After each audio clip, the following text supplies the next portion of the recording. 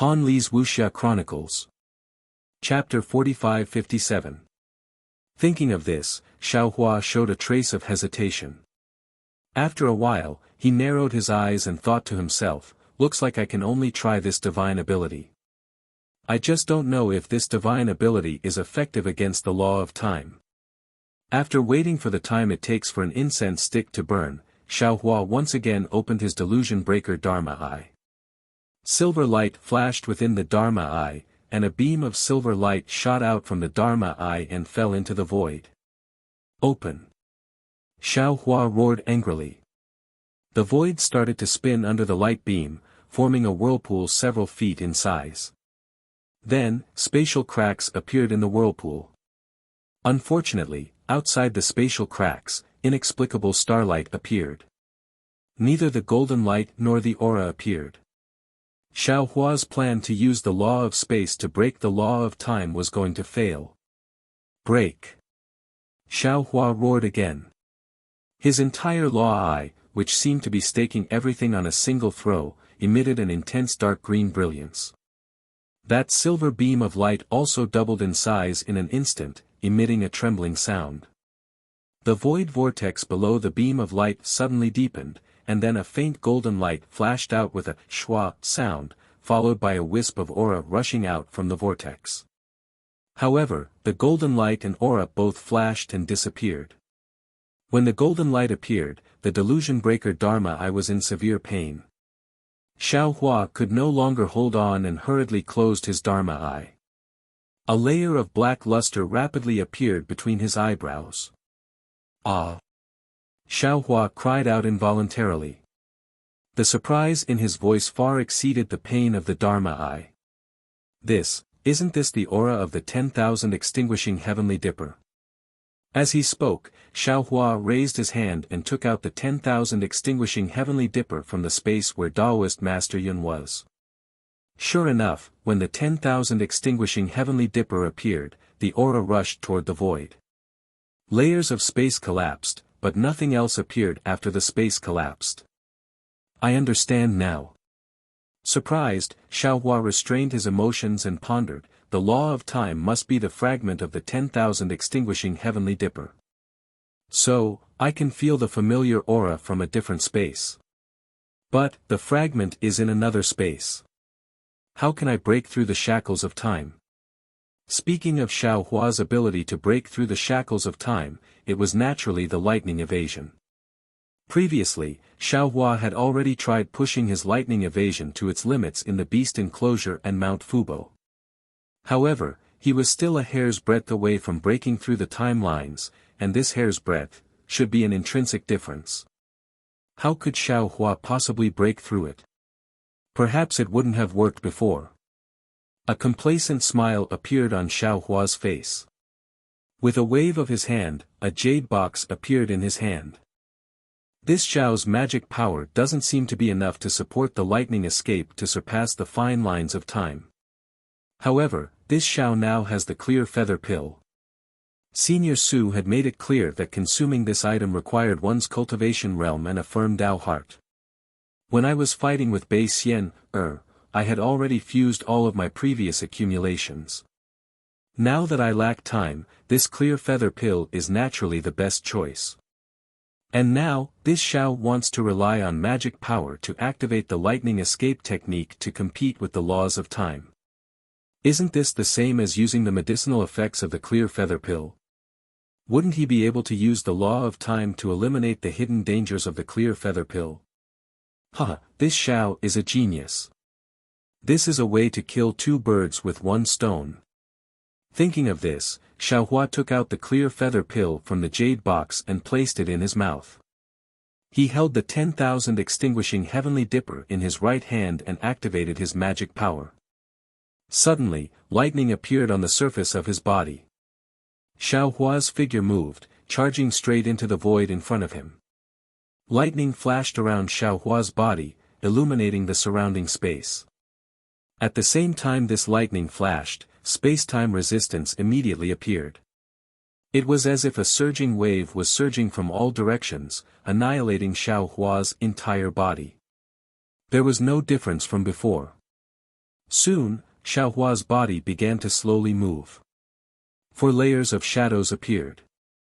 Immediately after, Xiaohua's body turned into 1,000 feet of lightning.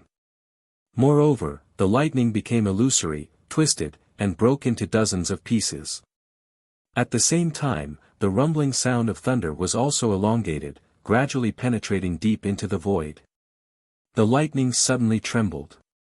Within the lightning, Xiaohua's body turned into 132 million illusory dots. These dots of light rapidly flew back and forth and gradually merged into the void. When only 30% of the illusory dots remained, Xiaohua felt that his body was empty. All of the illusory dots began to tremble violently. Xiaohua didn't hesitate to flip his tongue. The clear feather pill turned into spiritual liquid and fell into his body. Boom! The clear feather pill that fell into Xiaohua's body was different from ordinary pills. Waves of incomparably powerful medicinal effects were born from the medicinal liquid. Like a surging tide, they rushed into every part of Xiaohua's body. Xiaohua didn't dare to be negligent. He hurriedly urged his cultivation method to refine the medicinal effects. The clear feather pill was really overbearing. Not only did the refined true essence contain immortal spiritual energy, but it also contained the mysteries of heaven and earth. This true essence entered Xiaohua's meridians and pushed Xiaohua's cultivation to the late stage of the Mahayana realm. On the other hand, it entered the scattered nascent soul, causing the scattered nascent soul to rapidly expand. Bursts of tiny purple lightning appeared in the void and tore the already extremely distorted void into pieces. Moreover, a powerful pressure was emitted from these lightning threads and spread in all directions. As Xiaohua's cultivation increased, this pressure also rose steadily. Looking at the 30% of illusory dots that hadn't merged into the void, they shook and formed shadows. The shadows were very slow, but they were very stable. When the shadows formed 9 layers, the sound of wind whistling began to emerge from the shadows. The remaining illusory dots also began to gradually merge into the void. After a while, Xiaohua suddenly felt that the void around him began to change. The more he urged the lightning escape technique, the slower his flying speed became. Everything around him also began to slow down. Xiaohua felt happy in his heart. He understood that he was already close to breaking through the shackles of time. Therefore, he accelerated the refining of the clear feather pill's medicinal effects. At this time, Xiaohua's starry sky nascent soul once again turned into a nebula. Strands of tiny lightning threads mixed with immortal spiritual energy flashed between these nebulas. The grand mist purple chi also had tiny cloud threads that slowly merged into the nebula. Unfortunately, Xiaohua was just a cultivator of the mortal realm. He hadn't even fully grasped the laws of space, so how could he break through the shackles of time? In the end, seeing that the clear feather pill's medicinal effects had been refined, Xiaohua still had half of the illusory dots that hadn't completely merged into the void. On that day, the void around Xiaohua also didn't completely stop. Damn it! Xiaohua felt the illusory dots shake again. His body was about to break free from the void. He couldn't help but curse. He knew that he was going to fail again today. At this time, the 10,000 extinguishing heavenly dipper in Xiaohua's right hand suddenly trembled. It emitted an intense golden light. Where the golden light landed, the void began to turn transparent.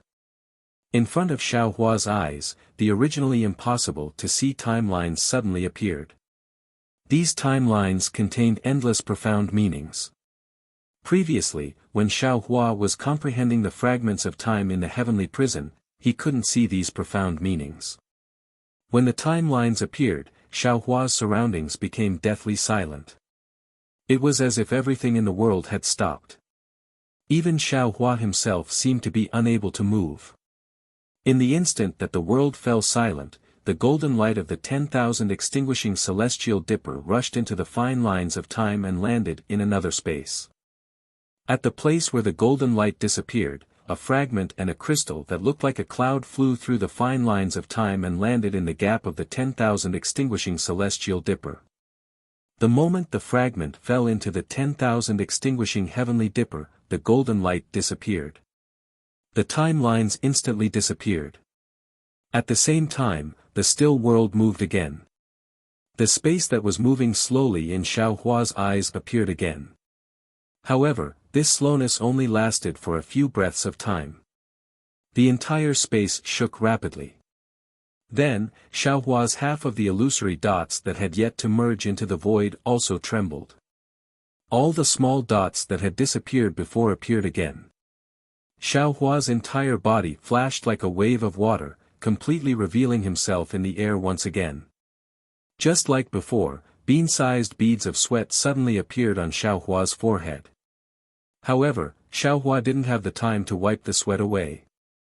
With a sweep of his mind, he immediately stored the 10,000 extinguishing heavenly dipper and the cloud-like crystal into his space. Then, he let out a long breath. He sat down cross-legged, his palms facing the sky, and began to meditate. Along with the activation of his cultivation method, thin threads of lightning appeared around Xiaohua's body. These threads of lightning transformed into millions of vortexes. At the same time, Xiaohua's starry sky scattered nascent soul also flew out from his lower dantian. His entire body was surrounded by primordial purple qi. The brilliance of the stars and the moon that filled the sky was like a waterfall. It rushed out of nowhere and crazily landed on the scattered nascent soul and his body. As Xiaohua's pressure slowly spread out, it made up for the deficiencies caused by the activation of the clear feather pill's medicinal power. The starry sky scattered nascent soul also gradually expanded. In the end, it was as if it was going to cover the entire starry sky. After an unknown amount of time, the surrounding void began to give birth to a faint will of heaven and earth. This will quickly filled the entire space and fell on Xiaohua's body like the water of the four seas. Xiaohua's figure moved slightly, and the starlight that filled the sky disappeared. It seemed that the incomparably huge starry sky scattered nascent soul also quickly shrank and fell on top of Xiaohua's head. When Xiaohua opened his eyes, he saw a river of stars flashing between his eyes. At the same time, lightning also appeared. Xiaohua looked up with some surprise, as if he didn't understand the origin of this will of heaven and earth. Then, he closed his eyes again and checked his cultivation base. After a while, he opened his eyes and thought to himself, Senior Su's words are indeed true. This clear feather pill is worthy of being a medicinal pill of the immortal world. My cultivation base has already reached the late Mahayana realm, and my starry sky nascent soul has also reached the end of the ninth tribulation. Moreover, this clear feather pill's residual medicinal power has not been completely refined. After refining it, this Xiao can cross the tribulation at any time. The clear feather pill is so powerful, presumably other things also have similar effects. Thinking about this, Xiaohua took out a few more jade boxes and carefully examined them. Inside these jade boxes, there were 3 colored clouds, 9 colored hills, flashing crystal dragons, strange colored bone flowers, and even a multicolored butterfly. Xiaohua looked at them with a smile. His mind entered the space and called out Taoist Witch, Celestial Being, Demon Sovereign Shi, and the others. Without waiting for Xiaohua to speak, Taoist Witch and the others cupped their hands and smiled, Congratulations, fellow Taoist, for reaching the peak of the 9th grade of essence force. Chapter 45-58. Xiaohua shook his head with a smile and said, What is there to be happy about? If not for the fragment of the myriad extinguishing heavenly dipper, I would not have taken the clear feather pill now. Taoist Wu nodded and said, You are right. Fellow Taoist, you are now at the late stage of Mahayana realm, and still have the medicinal strength of the clear feather pill in your body. Perhaps you will ascend to the immortal realm after leaving Star Moon Palace. But, we have yet to return to Dawn Rain Continent, and there are still many things we need to do. How can we leave now?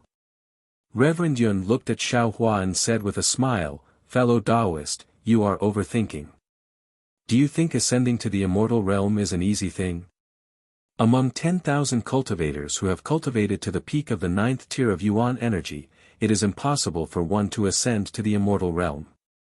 Furthermore, the closer one is to the end, the more difficult it is to cultivate. Although fellow Taoist has already reached the late stage of tribulation transcendence, it will take at least 1,000 years for you to reach the consummation stage. Shi Fiend quickly said, that's right, that's right. Big brother, it's the same as when you use the lightning escape technique. The first 70% of your physical body can merge with the void, but the later 30% is much slower. If you want to merge the last 5% into the void, who knows how long you'll have to wait. Xiao Hua looked at his clones and said with a smile, let's not talk about it anymore. In any case, I have made great progress in my overall strength, so we should not neglect it anymore. Then, he pointed at the jade box hovering in the air and said with a smile, this is a treasure I obtained together with the clear feather pill. If nothing goes wrong, it should be able to help you in your cultivation. Fellow Taoists, please take a look at it, as it is what you need. Reverend Yun gave it a look, then grabbed it with his dragon claw. It was the glittering crystal dragon, and he said, you don't have to look at it anymore. It must be I. The celestial frowned and looked at this and that. Finally, he grabbed the small 9-colored mountain with his big hand. He squinted his eyes and looked at it for a moment, then nodded and said, this is it. Although I don't know what it is, the aura in it is very familiar.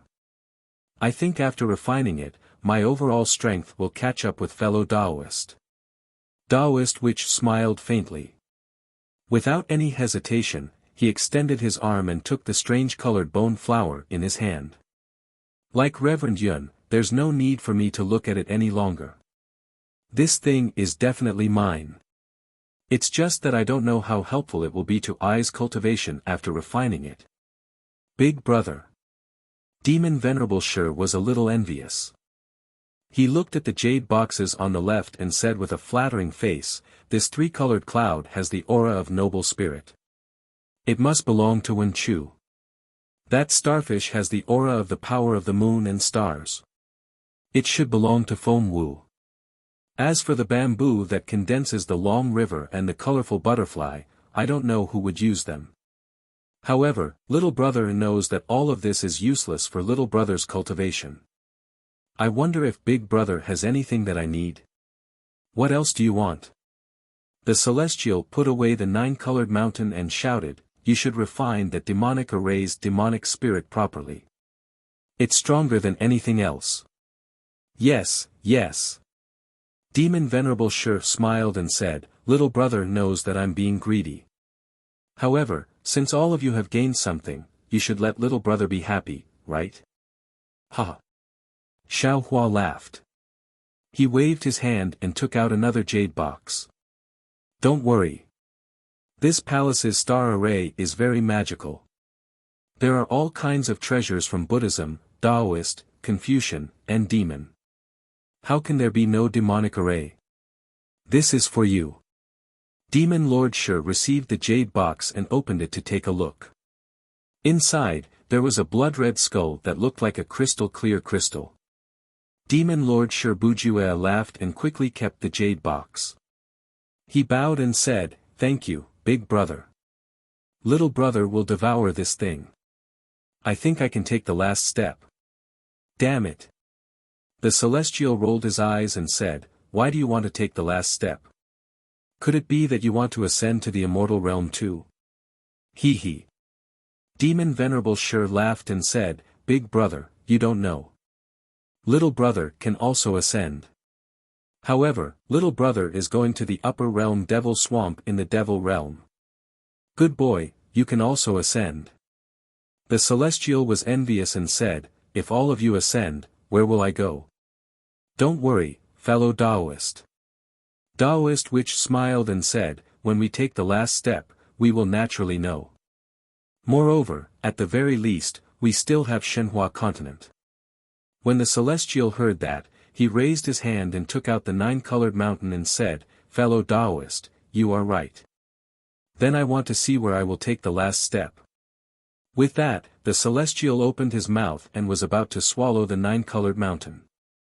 When Xiaohua saw that, he hurriedly raised his hand and blocked the mountain. He smiled bitterly and said, "Fellow Taoist, don't worry. This is not a good place to refine treasures. If not for the fragment of the great extinguishing heavenly dipper, I wouldn't have taken the clear feather pill here. It's not too late to refine it after we leave the Star Moon Palace and find a place to cultivate. That works too." When the celestial heard that, he kept the nine-colored mountain and said, "That's right, the cloud-like crystal chip with the fragment of the great extinguishing heavenly dipper seems to be the secret technique to refine the great extinguishing heavenly dipper. I want to study it." "Very good." Xiaohua smiled and handed the crystal chip to the celestial. "I'll leave it to you to study it." When the celestial kept the crystal chip, Xiaohua said, "Fellow Taoists, you don't have to go back first. When I was passing through the platform earlier, I heard strange thunder. There seemed to be some strange words in the thunder. The sound contained the power of laws, and ordinary cultivators couldn't withstand it. However, when I heard it, it also sounded in my heart. I seem to be able to understand it. Now that we have nothing to do, instead of waiting for the Star Moon Palace to close, why don't we listen to it and see what mysteries there are inside?" "Very good." The celestial smiled and said, "As the saying goes, unity of will is an impregnable fortress. We will also help you to study it." "Unity of will is an impregnable fortress?" Taoist sorcerer smiled and asked, "This phrase doesn't seem to be appropriate here." "Haha, who cares if it's appropriate or not, I'll go listen to it first." Xiaohua laughed. His figure flashed and landed at the place where he came from earlier. The celestial and the others followed behind him. After exiting the palace door condensed from silver light, they saw the greenish-white platform again. It was also as dark and cold as usual, as if everything that happened in the pavilion had nothing to do with the outside world. Even if a crack was torn in the immortal world, and the two exiled immortals had returned to the immortal world, they couldn't raise a trace of light in this darkness. Xiaohua and the others stood in front of the pavilion and looked around. There were also some light silhouettes in the shadows in the distance, but they couldn't see what they looked like clearly. A kind of heaviness and mystery came from afar. Xiaohua and the others passed by the light silhouettes and flew towards the platform. They knew clearly that the light silhouettes weren't something they could approach casually. After flying to the platform, Xiaohua and the others landed and waited quietly. Sure enough, in the time it took to brew a cup of tea, thunder rumbled from high up in the sky. Xiaohua hurriedly looked at the celestial, Taoist sorcerer, and the others. It wasn't out of Xiaohua's expectations. Their bodies shone with golden, blood-red, or gray-white light. However, their bodies were the same as Xiaohua's, showing no signs of exploding. Xiaohua breathed a sigh of relief and listened with rapt attention. That voice appeared in Xiaohua's heart again. However, this time was different from the previous times. The voice was abnormally blurry, and he couldn't hear what it was saying at all. Fellow Taoist. Just as Xiaohua frowned, the celestial's body trembled and he cried out in alarm, This seems to be a cultivation method. It's really suitable for this poor Taoist to cultivate." Xiaohua's body also shook. He looked at the celestial in disbelief and listened with rapt attention again. Unfortunately, no matter how hard he tried, he couldn't hear it clearly. He looked at the celestial again and frowned as well. He couldn't help but walk toward the other direction of the platform. "Fellow Taoist." Xiaohua reminded him, "That place is not somewhere you and I can go." Without waiting for Xiaohua to finish speaking, the celestial raised his hand, indicating for Xiaohua to shut up. His figure stopped, turned around, and took a few steps forward. In the end, he stopped again, and said to Xiaohua, "Fellow Taoist, this poor Taoist can confirm that this voice is talking about a kind of cultivation method that this poor Taoist can cultivate. But I can't hear it clearly from here. You can only hear it when you go there. As he said that, the celestial pointed at the outline of a light shadow outside the platform. How is that possible? Xiao Hua was puzzled. The thunder can only be heard on the platform, but it can't be heard after the platform. How can that light shadow be heard? Why don't we go there and have a look? Reverend Yun said with a smile, if fellow Taoist feels unsafe, we won't leave the platform. All right. Xiao Hua nodded helplessly. He understood the Celestial's feelings very well. After all, it was rare for him to come across a cultivation method he could cultivate. If it were him, he wouldn't want to give it up so easily. What he was worried about was that the Celestial might not be able to hear it clearly when they reached the edge of the platform. Sure enough, when they landed on the edge of the platform, not only did the thunder not become louder, it became softer, and finally disappeared. Damn it! Celestial Bujue roared to the sky, are you kidding me? As soon as the Celestial's voice died away, another thunder rumbled. However, this time, it was not the thunder that fell, but the same inexplicable sound. This. The voice rang in Xiao Hua's mind. Xiao Hua shuddered and stood there in a daze. Although the voice was vague, he could hear it clearly. The discussion about the cultivation method is about to begin. All divine sons are in position, the discussion about the cultivation method. Divine sons. Xiao Hua came to his senses and hurriedly turned to look at the celestial, Taoist sorcerer, and Reverend Yun. Obviously, they had heard it too, and their faces were filled with disbelief.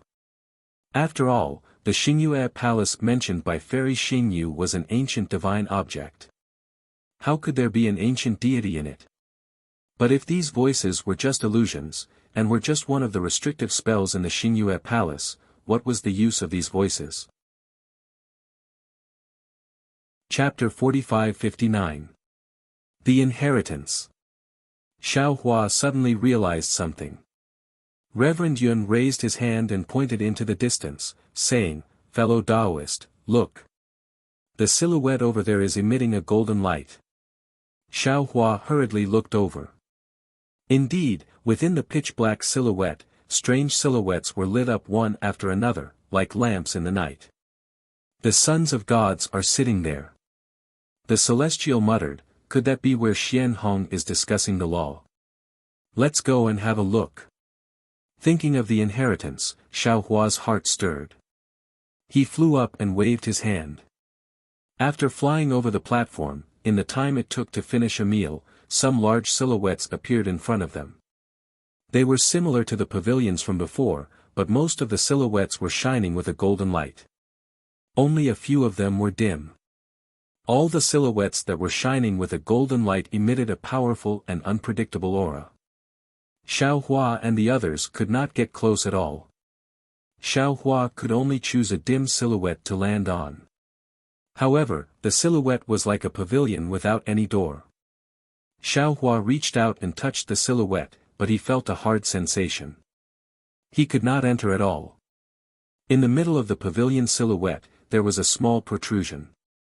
When Xiao Hua touched the silhouette, the protrusion flashed with a golden light, and a strange lock was revealed.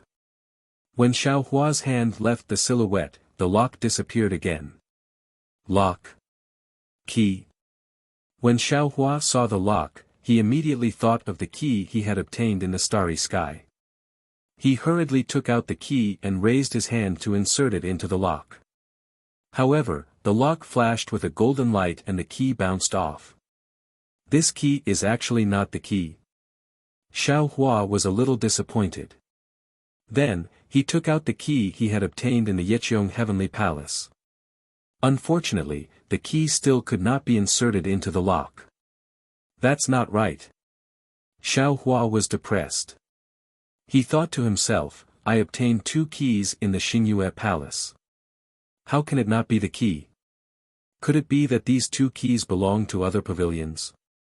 Thinking of this, Xiao Hua did not dare to be negligent. He looked up and saw that there was another silhouette not far away from the pavilion silhouette. He hurriedly flew over. This silhouette was even weirder. It looked like two inverted triangles joined together. Xiao Hua touched the outline again, and the place where the two triangles touched flashed with a faint golden light. Another strange lock was revealed. Xiao Hua hurriedly passed the two keys over. The light golden lock flashed with a golden light, and the two keys bounced open.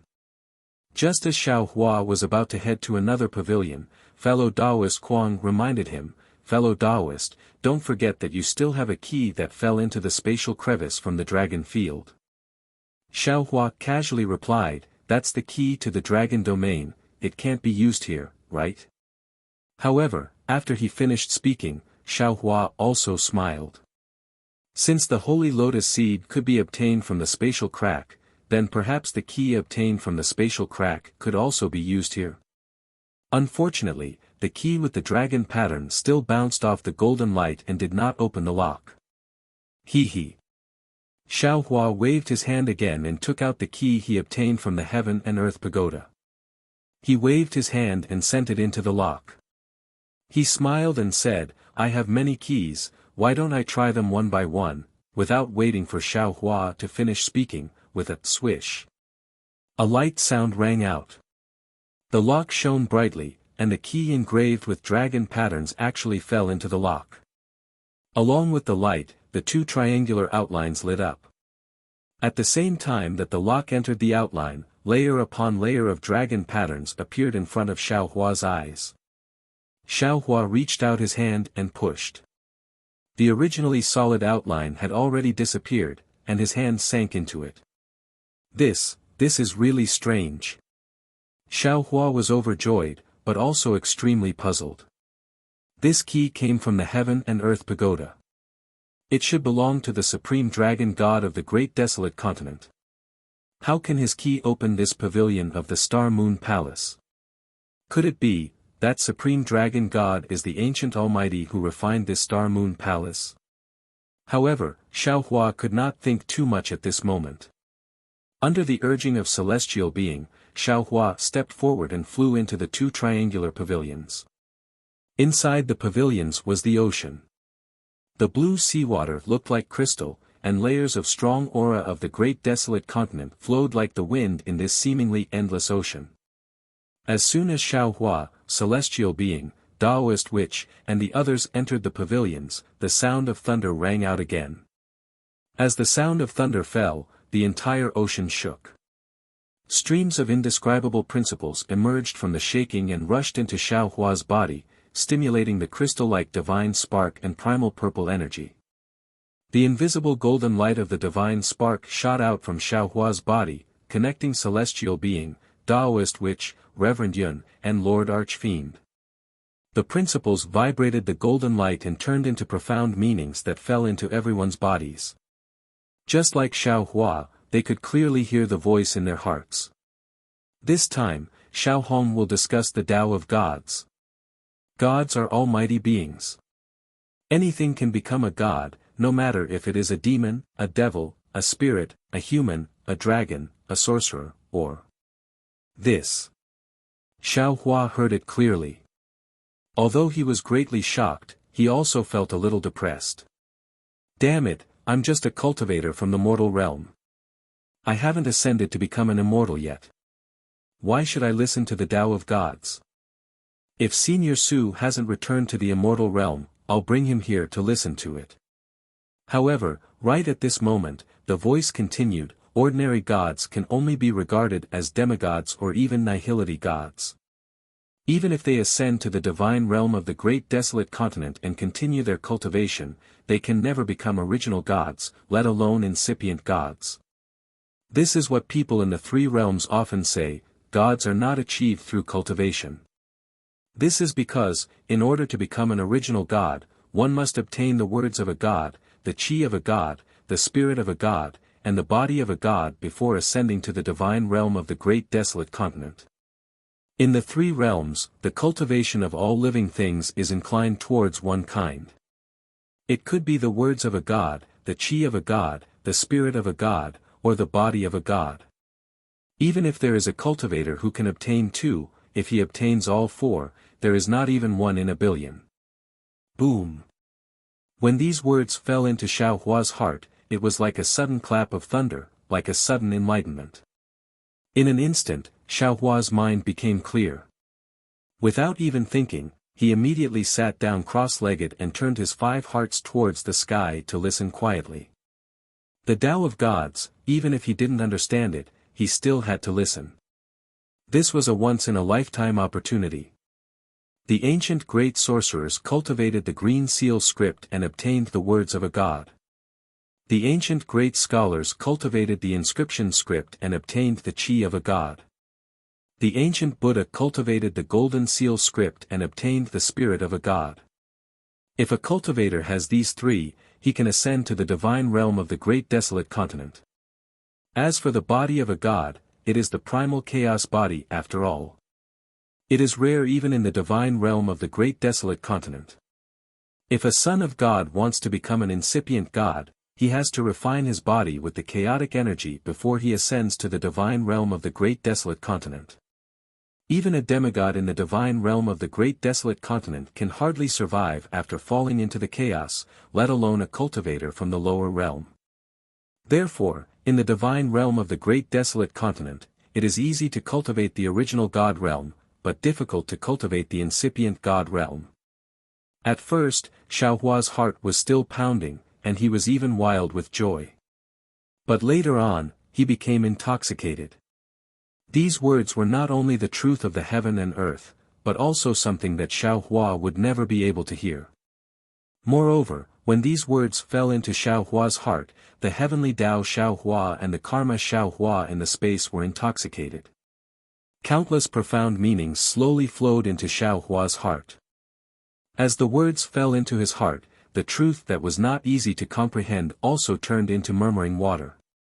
It was the same for Xiao Hua, the celestial, Taoist sorcerer, Reverend Yun, and Shi the Exalted.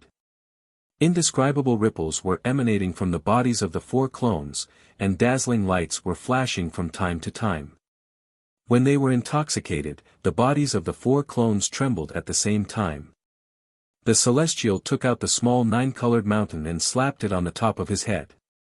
Immediately, the 9-colored light began to overflow from his head, slowly spreading down his body along with the words. Taoist sorcerer also took out the strange-colored bone flower, opened his mouth, and swallowed it. After that, his body began to tremble as well. Gradually, the trembling turned into a rhythm as he refined the bone flower. Reverend Yun and Shi the Exalted had also taken out the crystal dragon and the translucent blood-red skull respectively. Taking advantage of the once-in-a-lifetime opportunity, they began to refine and devour them. After an unknown amount of time, although the discussion was neither fast nor slow, Xiao Hua could already tell that it was not a single existence that was discussing the law, but rather multiple existences. Some of the contents of the discussion were like sweet rain to Xiao Hua, indescribably wonderful, while some were incomprehensible. However, Xiao Hua was not dispirited. He only memorized what he heard, regardless of whether he would forget it in the future. Moreover, he also clearly knew that the heavenly Tao Xiao Hua and karma Xiao Hua had long since escaped from his space, turning into an ethereal place to carefully comprehend. The mysteries of these 2 doppelgangers were something that even Xiao Hua himself did not know, so he also believed that the things he did not understand, these 2 doppelgangers would certainly understand. When another voice rang out, Xiao Hua's spirit was shaken, and he once again focused his mind, for the words were exactly the secret that he could not find even after all the hardships he had gone through. The world began with the soul, followed by the 5 elements, and then came the strength. Therefore, the mystery of the soul is comparable to the heaven and earth. The strength of the soul is far stronger than the strength of the 5 elements, and is even stronger than the strength of the fleshly body. Every creature has a spirit, and their fleshly body is different. Be it a beast, a man, a wood, or a spirit, they all have different bodies, different cultivation methods, and different paths to becoming a god. But, the soul of every creature is one. The essence is the same, but the form is different. Or, you can say that the grades are different. The cultivation of the soul is the engraving of the Dharma, which is the power of the heaven and earth. Only the cultivation of the soul can make all creatures equal.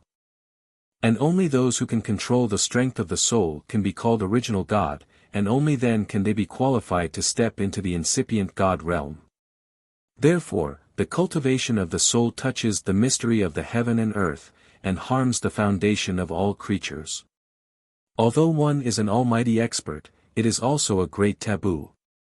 I have traveled all over the immemorial world, read countless ancient secret histories, and found the mystery of the soul cultivation fragments. I have shared it with the sons of God, so they can comprehend it and see the heaven and earth. Chapter 45-60.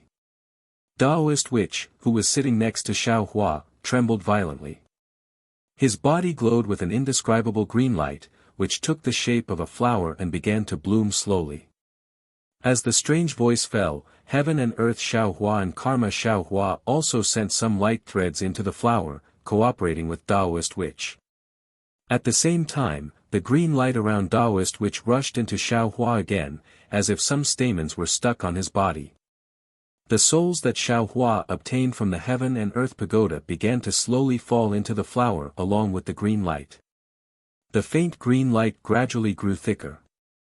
By the time the voice finished speaking, Daoist witch had completely transformed into the shape of a flower. The souls in the space slowly fell into his body in an orderly manner. The heavenly Dao Xiao Hua and karma Xiao Hua were also withdrawn from Daoist witch's body. Immediately after that, other voices began to talk about the techniques one by one. Some of them were the techniques of Confucian cultivators, some were the techniques of spirit cultivators, some were the techniques of demon cultivators, some were the techniques of celestial being, and some were the techniques of fiend cultivators. In short, all kinds of mystic techniques that could lead one to become a god were revealed one after another. The celestial being, Reverend Yun, and Archfiend Shi were wild with joy. Of course, Xiao Hua felt sorry for Reverend Thunderbolt, Feng Wu, and Wen Chu. But, he also believed that with heavenly Dao and karma Xiao Hua here, these meat pies that fell from the sky would definitely fall into their mouths. Although they had already been chewed by two of his clones. Putting aside the fact that Xiao Hua had obtained the biggest meat pie from Star Moon Palace and encountered one of the most important fortuitous encounters in his path of cultivation, there was a small fishing village in the southwest of Hidden Immortal Continent, near the East Sea. As it was already dusk, smoke rose from kitchen chimneys, and the aroma of fish wafted out from everywhere. Although the sea breeze was still blowing, it was very gentle now, blowing the aroma to the beach. The side of the beach was covered with reefs. Many children were either playing or busying themselves near these reefs. Wherever the tide passed, not only would there be a lot of prawns, crabs, and seaweed left on the beach, there were also marine creatures that were rarely seen between the reefs. The fisherwomen in the fishing village collected the shrimp, crabs, and seaweed from the beach and brought them back to cook, leaving these children to harvest between the reefs. I caught a big starfish. A thin child took out a bowl-sized starfish from a crevice and jumped onto the reef to show off proudly. On a nearby reef, another slightly chubby child said disdainfully, "What's there to show off about a starfish? Look at me." As he spoke, the slightly plump child took out a basin-sized crab from the bamboo basket beside him and said, "This crab is enough for me and my parents to eat." The thin child from before was a little tongue-tied, as if his self-esteem had been struck. He opened his mouth, but didn't know how to refute. However, when he rolled his eyes, he hurriedly pointed at another child who had buried his head in the rock wall and remained silent. No matter how big your coral is, it's not as good as the one salted fish boy picked up. I heard, that coral can be sold for a lot of copper coins. Tisk. The chubby child immediately retorted, "I'm competing with you in terms of food, not in terms of value. The coral that salted fish boy picked up looks good, but who knows how much it can be sold for in a distant town." A big-headed fish picked up from the grass. She can't even carry it herself. The thin child was anxious. He pointed at a short girl further away and shouted, hers is also better than yours." However, the thin child had only said half a sentence when he suddenly stopped talking. He looked at where the girl was and froze there in a daze. The slightly plump child naturally didn't hesitate. He looked up at the short girl and shouted, "Who said that?" However, the slightly plump child was just like the thin child. Before he finished speaking, he was already stunned there. Because where the thin child was pointing, there was not only the thin girl, but also in the west, where the sun was setting. Under the orange clouds, an extremely huge ship slowly floated over from where the tide fell. The ship was so majestic that it was the first time the slightly plump child had seen it in his life. He couldn't help but open his mouth and stand there in a daze, not knowing what to say. The ship floated extremely fast, far faster than the usual ships the children had seen. In just a few minutes, it was already close to the coast. At this moment, the thin child came to his senses and shouted, "I saw this ship first. It's bigger than the biggest ship you've seen." Until now, the thin child still hadn't forgotten to compete with the slightly plump child. "Pig, I've never seen such a big pig. This. How many years will it take for my family to eat this?" The slightly chubby child was obviously a little bigger than the thin child. He threw this kind of boring comparison to the back of his mind and opened his eyes to look at the big pig lying on the bow of the ship. His eyes flashed with a fervent light as he muttered under his breath. When the thin child heard that, he became anxious again and shouted, "I saw this huge pig first too. You can't fight with me. After my father slaughters this pig, he'll give you a tail." Ah! The voices of the two children were quite loud and clear. The surrounding children who were busy picking up the sea creatures all heard them and raised their heads. Their little faces were filled with astonishment under the orange sunset. "Damn it!" At this moment, a thunderous voice sounded above the children's heads. "Who dares to eat my meat? You'll be lucky if I don't eat you." Following this voice, boom. The seawater outside the reef suddenly formed a huge wave. A wave in the shape of a pig rushed towards the thin child with a roar. "Wah!" That frail child cried loudly. The lower half of his clothes had already been soaked by the seawater, and now, a pungent smell of urine wafted over. Monster. The thin girl in the distance was still the quick-witted one. Seeing this, she hurriedly jumped down from the reef and shouted as she jumped, "The monster is coming, the monster is here, the monster is here." The children came to their senses. Their faces turned pale with fright as they moved their little legs. They either jumped off the reefs or jumped out of the sea, all of them running towards the fishing village. However, even though they were scared, their little hands were still tightly gripping the bamboo baskets and other things that they carried with them. "Mother, mother." "Wah wah." The thin child who was so scared that he wet himself cried loudly and wanted to jump down from the reef.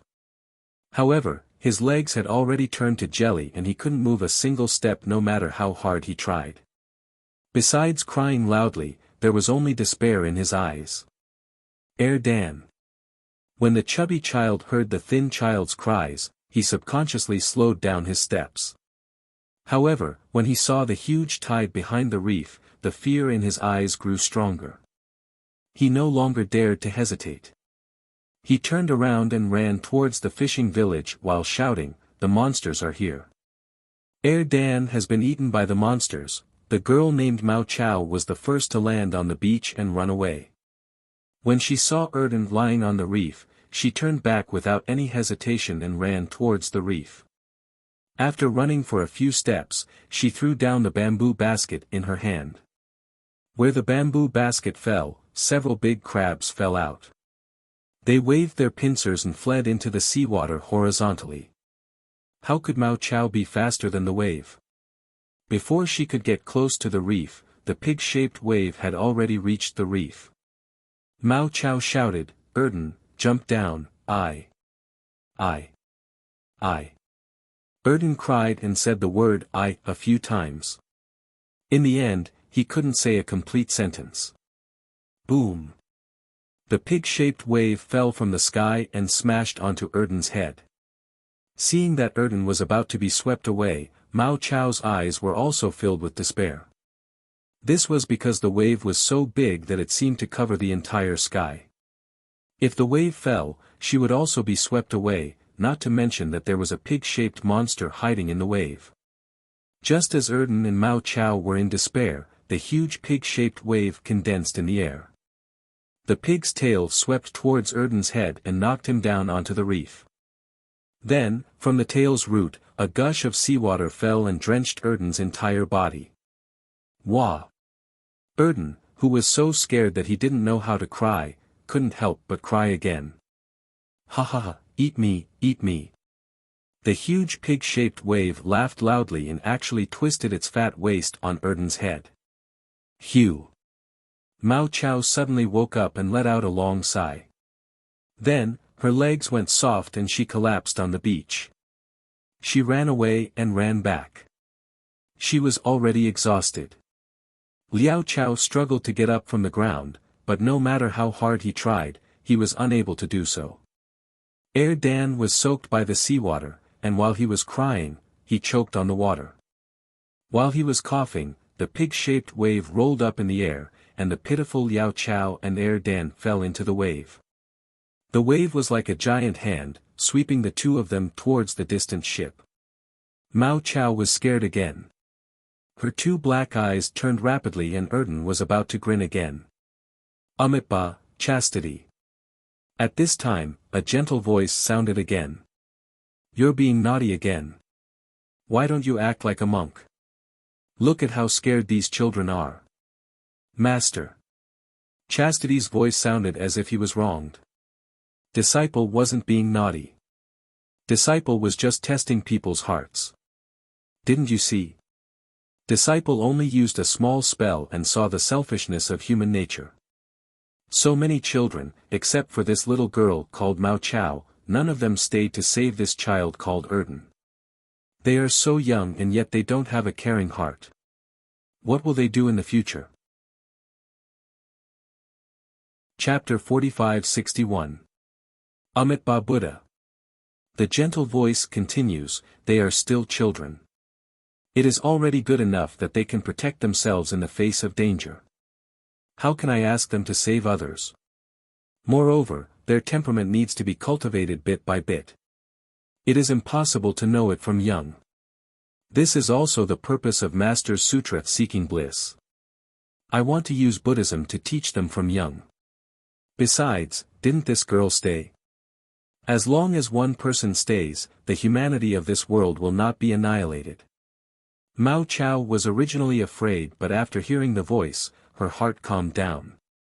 Although she did not understand the meaning of the words, she knew the Amitabha Buddha. Just as she was feeling relieved, her eyes lit up again. The sea waves disappeared and she was actually standing on a huge ship. Before she could see everything on the ship clearly, a strange face of a fire ape flashed in front of her. Ah! Mao Chao could not help but be afraid. She took 2 steps back and almost fell. At this moment, she felt something warm on her back. Mao Chao turned around to look. Ah! She screamed again. A pig ear that looked bigger than her was slightly swaying behind her back, Amitabha Buddha. The gentle voice sounded beside Mao Chao, little benefactor, we are monks from Sutra Seeking Bliss. They are all this poor monk's disciples. Don't be afraid. Mao Chao looked towards the direction of the voice. A monk wearing a kasaya, wearing a pillow crown and holding a 9-ring monk staff was standing on the deck of the ship with a smile on his face. Wasn't this monk Chuanzong? Chuanzong did not neglect Mao Chao just because she was a little girl. He still held up one of his palms and saluted. Mao Chao's heart calmed down but she was also a little panicked. She opened her mouth and stuttered, greetings great. Great master, Wah. Dan, who is beside Mao Chao, cries again, mother, mother, Amitabha. Chuanzong smiled and said, young benefactor, don't worry. Your clothes are already wet. Let my disciple dry your clothes first. The sea breeze here is very strong. Maybe you will get sick, master. On the other side of the deck, a white dragon horse walked over, scaring Mao Chao, because the white dragon horse spoke human language. Moreover, it was the language of hidden immortal continent. You don't know this, these children grew up by the sea since they were young, they are not afraid of the sea breeze. Don't look at how cold the weather is now, letting them swim 2 laps in the sea will not be a problem. Humph. Jinjie's lazy voice sounded again. Do you think they're dragons like you? He even swam 2 laps in the sea.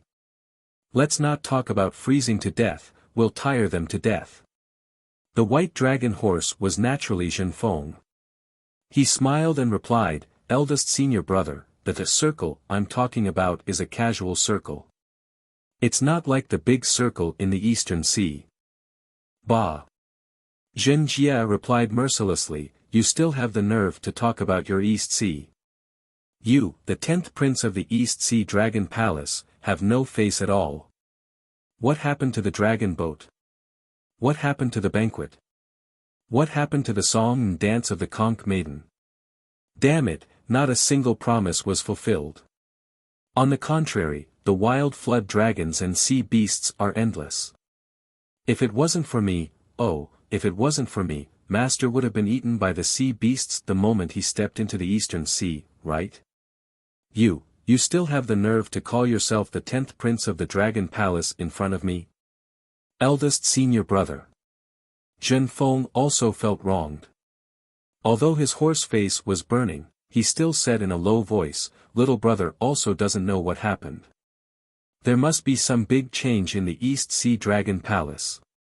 Otherwise, when Master passes through the Eastern Sea, they would have to express their gratitude. Humph, what's there to express?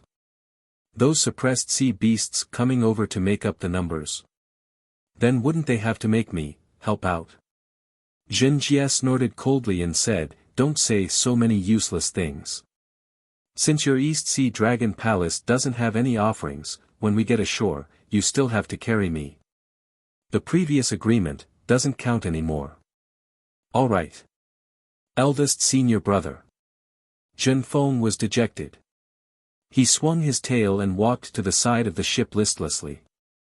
Chen Jie opened his mouth as if he wanted to reprimand him. However, when he saw Zhen Jie's mountain-like body, he shook his head slightly and said to Zhen Kong, help this child dry his clothes. Yes, master. Zhen Kong replied. Just as he took a few steps, Erden was so scared that he wanted to grin again.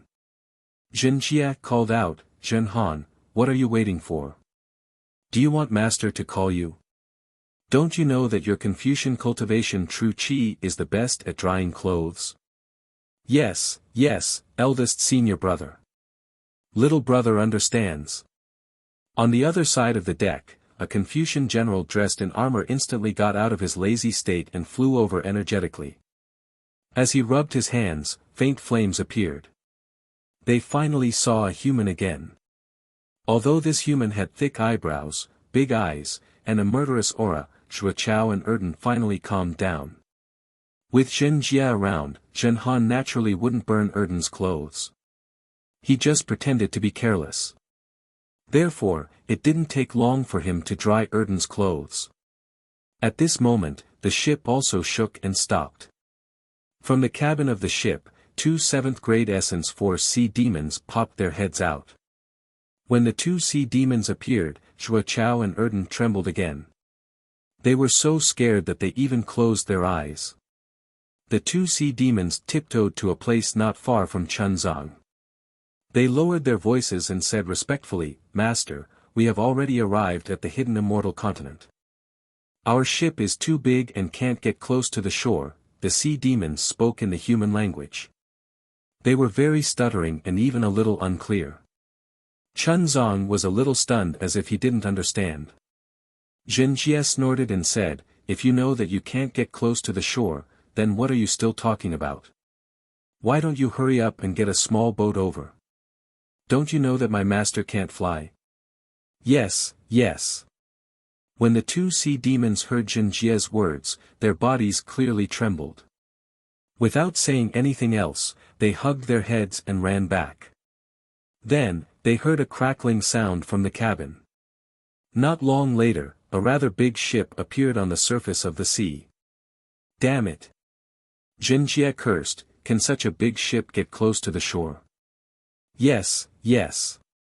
A sea demon hurriedly said, Senior, don't worry. There are no submerged reefs at the bottom of the sea. This ship can definitely get close to the shore. Good. Jinjie nodded and said, if my master's kasaya is stained with a drop of seawater, I will teach you a lesson. That sea demon replied with a sad face, Senior, how about this junior carry master to the shore? Nonsense. If he can carry you and fly, why do we need you? Zhenfeng jumped up and said, I am the 10th prince of the Eastern Sea Dragon Palace. I have already carried my master across the Eastern Sea. Do you know? Amitba. Chunzong chanted, thank you, benefactors. This poor monk will take his leave now. I hope we will meet again in the future. You're welcome, you're welcome. The two sea demons hurriedly returned the salute with a relieved expression. Jinjie finally stood up from the deck, causing the entire ship to shake. However, this was nothing. His words stunned the two sea demons on the spot. Go back and recite the rebirth mantra for me 3 million times. 3 million times. The sea demons' faces were even more bitter than if they had eaten a pill. Jinjie glanced at the two sea demons and said coldly, what's wrong? Don't you miss the rebirth mantra? How many living beings have you killed? Can you transcend all of them by reciting it 3 million times? If you don't miss it, I will recite the rebirth mantra twice now. Yes, Senior. We will definitely recite it, definitely. The two sea demons turned pale with fright and immediately replied. Recite it now. Jinjie stood up from the ship and watched as Jinkong carefully helped Chuanzang onto the small boat, berating him sternly. Namo amitba yi toda gata yi toda yi amitba padi yi amitba padi amitba padi yi amitba padi yi amitba padi yi amitba padi yi amitba padi yi amitba padi yi amitba padi yi amitba padi yi amitba. Why is the rebirth mantra so short?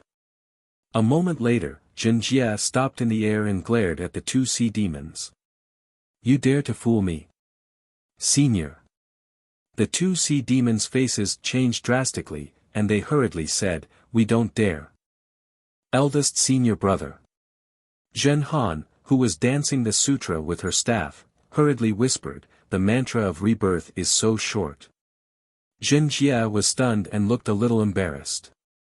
Then, he snorted and said, forget it, you're lucky. If I had known earlier, I would have let you all chant. At this point, Jinjie tactfully shut up and walked towards the hidden immortal continent with large strides. Although Jinjie was sincerely worshipping Buddha and was also very respectful towards Chuanzang, he was also extremely lazy. Not to mention chanting the Buddhist sutra, he couldn't even remember the name of the Buddhist sutra. The two sea demons didn't dare to say anything. Seeing Jinjie leave, the two sea demons hurriedly flew back to the ship and carefully stood on the deck. After Chuanzang sat on the small boat and reached the beach, the two sea demons jumped into the sea and escaped towards the depths of the East Sea. Chuanzang got down from the small boat and Jinkong carefully supported him. Chuanzang walked past the beach and turned his head to look at the vast sea and the footprints he left on the beach. He couldn't help but sigh, Amitba, this poor monk has finally stepped onto the land of the hidden immortal continent again. My Buddha is merciful. This time, it is completely different. Last time, this poor monk only had the heart of Buddha. The heart is willing but the strength is insufficient. Now, this poor monk has 3 scrolls of Mahayana Buddhist Sutra. The Buddha's mantra is not only to enlighten the common people, it is also to let the hidden immortal continent bathe in the glory of Buddha. Although this journey was difficult, this poor monk has finally walked more than half of it. The so-called merit and virtue is nothing. The only real thing is these footprints. These footprints can once again step into the longevity town. I hope they can also step into the hearts of the people. Chapter 4562. When Chun Zong turned around, he saw a row of shallow footprints beside the footprints he left on the beach. It was Jin Kong. Of Chun Zhang's 4 disciples, Jin Jie, Jin Feng, and Jin Han were all riding the wind. Only Jin Kong was supporting Chun Zong as they walked along the beach. Dang dang dang. At this moment, the sound of a gong came from the fishing village in the distance. Clamorous shouts could be heard, "Help, the sea monsters are eating people." Amidst the noise, a group of strong fishermen rushed out of the fishing village with harpoons, spears, scimitars, and other weapons in their hands. They rushed toward the beach while shouting, "Amitba!" Chun Zong retracted his gaze from the sea and looked at Jin Jie, who was standing in the air. "Jin Jie, this is all your fault. Why aren't you apologizing to the fishermen?" "Yes, master." Jin Jie nodded. He raised his hand and punched Jin Feng, who was carrying Ji Chao and Er Dan on his butt. He scolded, "Go, apologize to the fishermen." "Why is it me again? What does this have to do with me?" Jin Feng felt wronged and shouted. Just as he was about to give up, a gust of wind suddenly blew from the East Sea.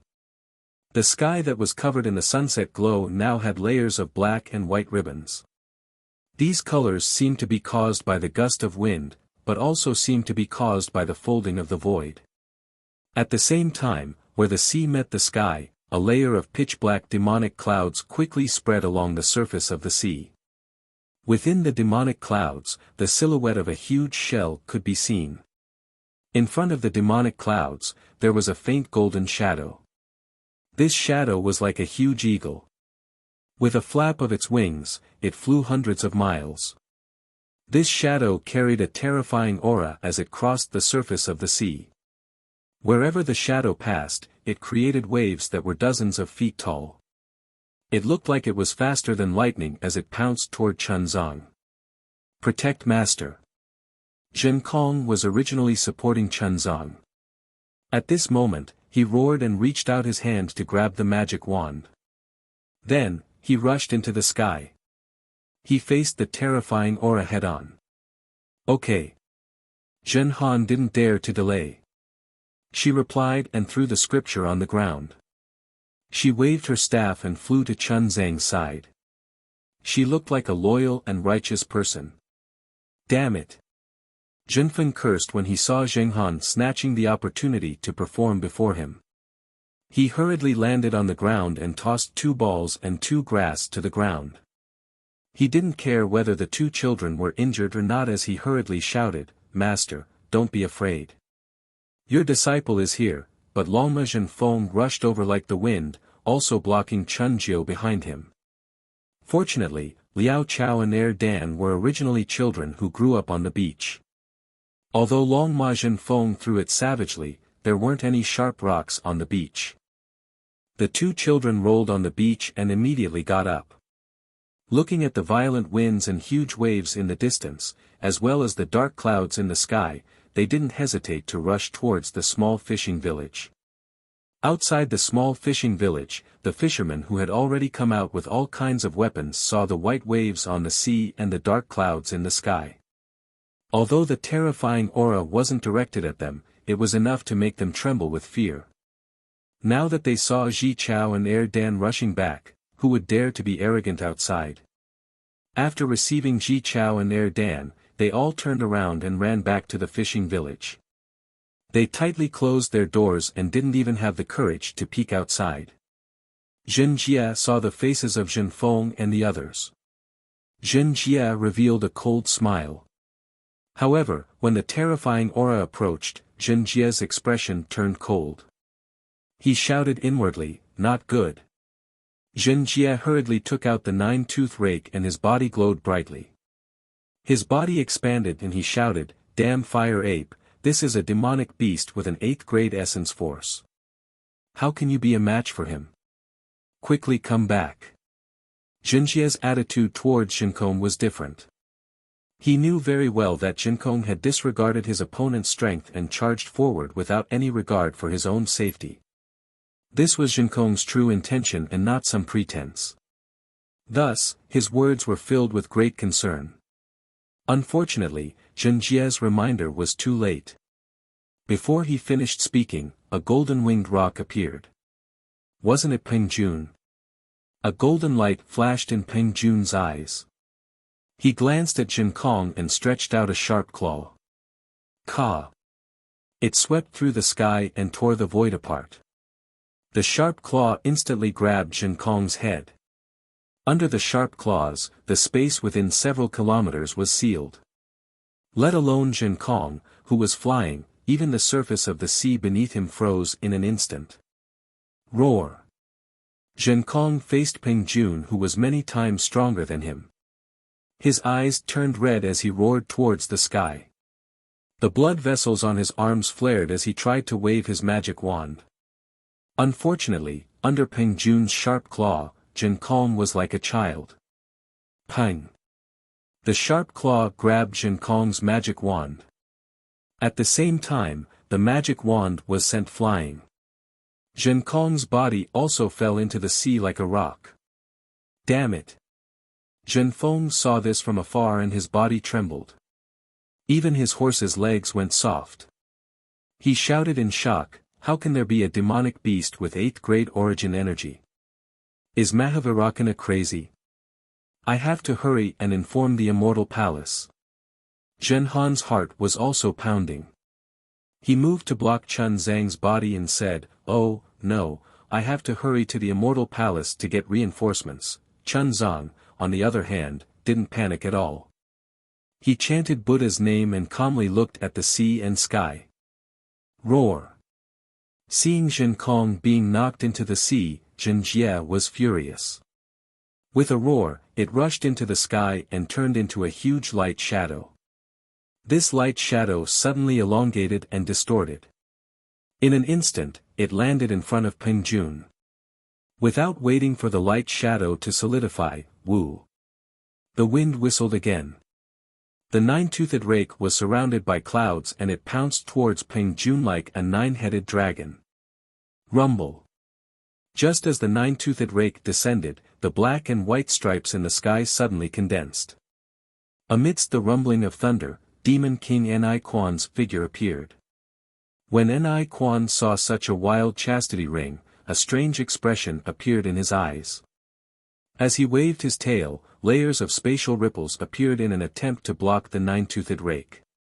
Bang, bang, bang, bang. A series of explosions sounded. Wherever the nine-toothed rake passed, it was invincible. All the spatial ripples were destroyed. Just when Ni Quan was about to wave his tail again, Zhen Jie raised its hoof. Whing! It was as if the world was being trampled by this hoof. The light shadows in the surrounding 10 li fell into this hoof. Zhen Jie's hoof suddenly disappeared into the void. Soon after, Peng Jun's eagle cry resounded amidst the rumbling sounds. Finally, with a loud boom, Peng Jun's body flipped a few times in the air. He hurriedly flapped his wings and stabilized his body. How can this pig be so powerful? Peng Jun couldn't help but exclaim in his heart, no wonder Taoist Xiao told us to be careful. Ouch, not good. Peng Jun was surprised. Waves appeared in the void again. The nine-toothed rake shot out from the void like a meteor and ruthlessly smashed towards Peng Jun's back. Peng Jun didn't doubt that if this nine-toothed rake fell, 9 bloody holes would appear on his body. He would also lose half his life. Fortunately, Peng Jun didn't need to raise his head and spit out lightning. At this moment, Bai Qing had already arrived. The pitch-black demonic clouds scattered across the sky. The huge shell blocked the nine-tooth rake. With a loud bang, the multicolored light shone for thousands of feet. Bai Qing's shell trembled rapidly. The huge body also staggered as if it couldn't stand steadily. The multicolored halo on Bai Qing's shell was extremely powerful. Even if Chastity Ring's nine-toothed rake hit it, the halo alone could greatly reduce the force. However, at this time, the multicolored halo had been taken back by God's punishment. Bai Qing could not adapt to it for a while. She used her shell to take on Chastity Ring's attack. Previously, when Jinjia was fighting with a great demon of the lower 8th grade in the Great Snow Mountain, he had just arrived at the Elysium from the primitive continent. Due to the laws of heaven and earth, many of his supernatural powers were restricted by the laws. He could only reach the upper 8th grade of the Elysium. Moreover, at that time, Jinjia wasn't familiar with the environment of the 3 continents and couldn't fully display his strength. In addition, the 5-colored halo of the great demon was magical. It seemed that he could only fight the great demon to a draw. But now, not only was Jinjia used to the power of the stars and moon in the 3 continents, he also used some secret techniques to avoid the power of the laws and recovered some of his supernatural powers. His strength had already surpassed the peak of the 8th grade of the Elysium and was not far from the edge of the 9th grade of the Elysium again. How could Bai Qing, who had lost her 5-colored halo, resist the 9-toothed rake so easily? Under this attack, although the shell wasn't penetrated, Bai Qing was also injured. As the huge shell swayed, a shadow immediately appeared and hurriedly escaped from the battle. "Where do you think you're going?" Jinjia took advantage of the situation and roared. Once again, he stretched out his trotter and stomped towards Bai Qing. Boom, boom, boom. At this moment, Ni Quan made his move. Ripples appeared on his horn and a series of spatial collapses closed in on Jinjia. Roar! Jinjia was slightly shocked. He opened his mouth and spat out a pillar of light. It was like a fountain that hit the spatial collapses and instantly pierced through them. Damn it! Seeing Bai Qing take advantage of the situation to escape, Ni Quan flapped his wings and pounced over. On the other side, Peng Jun also flapped his wings and attacked with his sharp claws.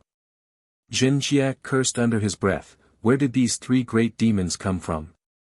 Their strength is at the 8th grade of the Elysium. I have enough confidence to fight against 2 of them, but it will be difficult to deal with 3 of them. You demons!" Jinjia waved his 9-toothed rake in the air and shouted, "Where are you demons from? I'm a monk from the Sutra of Nirvana. What grudges do I have with you? Why are you chasing after me? I'm in a good mood today. If it's a misunderstanding, get the hell out of here and I'll let bygones be bygones. Otherwise, don't blame me for killing all of you with my rake." Chapter 4563. Humph. Bai Qing broke away from the battle. His 2 shells glowed faintly, and Bai Qing's clear face appeared on the surface of the shell. His face was filled with resentment. "How dare you call yourself a monk from the sutra seeking nirvana? How can there be a monk who calls himself an old man in this world? That's my freedom. It has nothing to do with you." Jinjia shouted impatiently, "If you have a grudge, say it quickly. If you're mistaken, get out of here and let me have a good night's sleep." "Ha!" Peng Jun sneered, "Monk, if we don't have a grudge, why did we come all the way here from the sacred realm of 1,000 demons? If we don't kill you today to avenge my poor brother Bai, we won't have the face to call ourselves demon kings." Brother Bai. Although Peng Jun didn't mention the name of the 5-colored shell demon, nor did he say that he wanted to avenge it, Jinjia understood that not many demons had died in his hands. The 5-colored shell demon was one of them, and the strongest one at that. Seeing that the 3 demon kings wanted to avenge it, the grudge was naturally formed with the 5-colored shell demon. However, Jinjia still pretended not to know. He sneered, 3 old demons, on this sutra seeking nirvana, there are thousands of demons that died in my hands. Who knows which one you're talking about? Besides, those demons were tricked into coming here to seek death. If you want revenge, you can find the one who tricked them. Why are you looking for me? Humph, I only know that my brother died in your hands. Bai Qing snorted, I don't know anything else. Your royal younger brother. Zhen Jie looked at Bai Qing strangely and asked, "You look so poor that you don't even have a piece of colored clothing. How can you be the brother of that upstart shining with 5 colors? Obviously, you were tricked into coming here." Bai Qing's heart ached at the mention of 5 colors. He sneered, "You don't have to worry about that. Just give me your life." Just as he said this, Peng Jun screamed from afar, "Damn it!" On Peng Jun's back, a huge pig's hoof had appeared out of nowhere. This pig's hoof had crushed the space within a radius of dozens of miles, trapping Peng Jun within it. "You!" Seeing that she had been fooled, Bai Qing was furious. The colorless halo around her flashed again, and she smashed toward the chastity ring. Bai Qing's 5-colored sea god shell's bloodline had been taken away, but the shell had been refined for many years. The material of the shell itself was also rare. When Bai Qing pounced on the chastity ring, a booming sound came from the sky as if a giant mountain had collapsed. Bai Qing doesn't seem to have many tricks up her sleeve. Since Bai Qing is already like this, Bai Qing can't be that strong. Although Ni Quan was in the middle of the battle, his heart was elsewhere.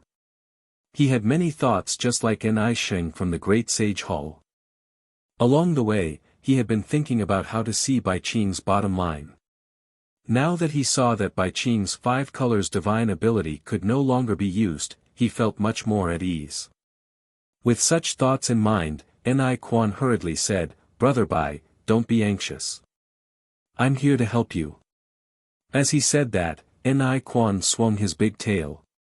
Together with Bai Qing, they formed a triangle and attacked Zhen Jie's fat head from both sides.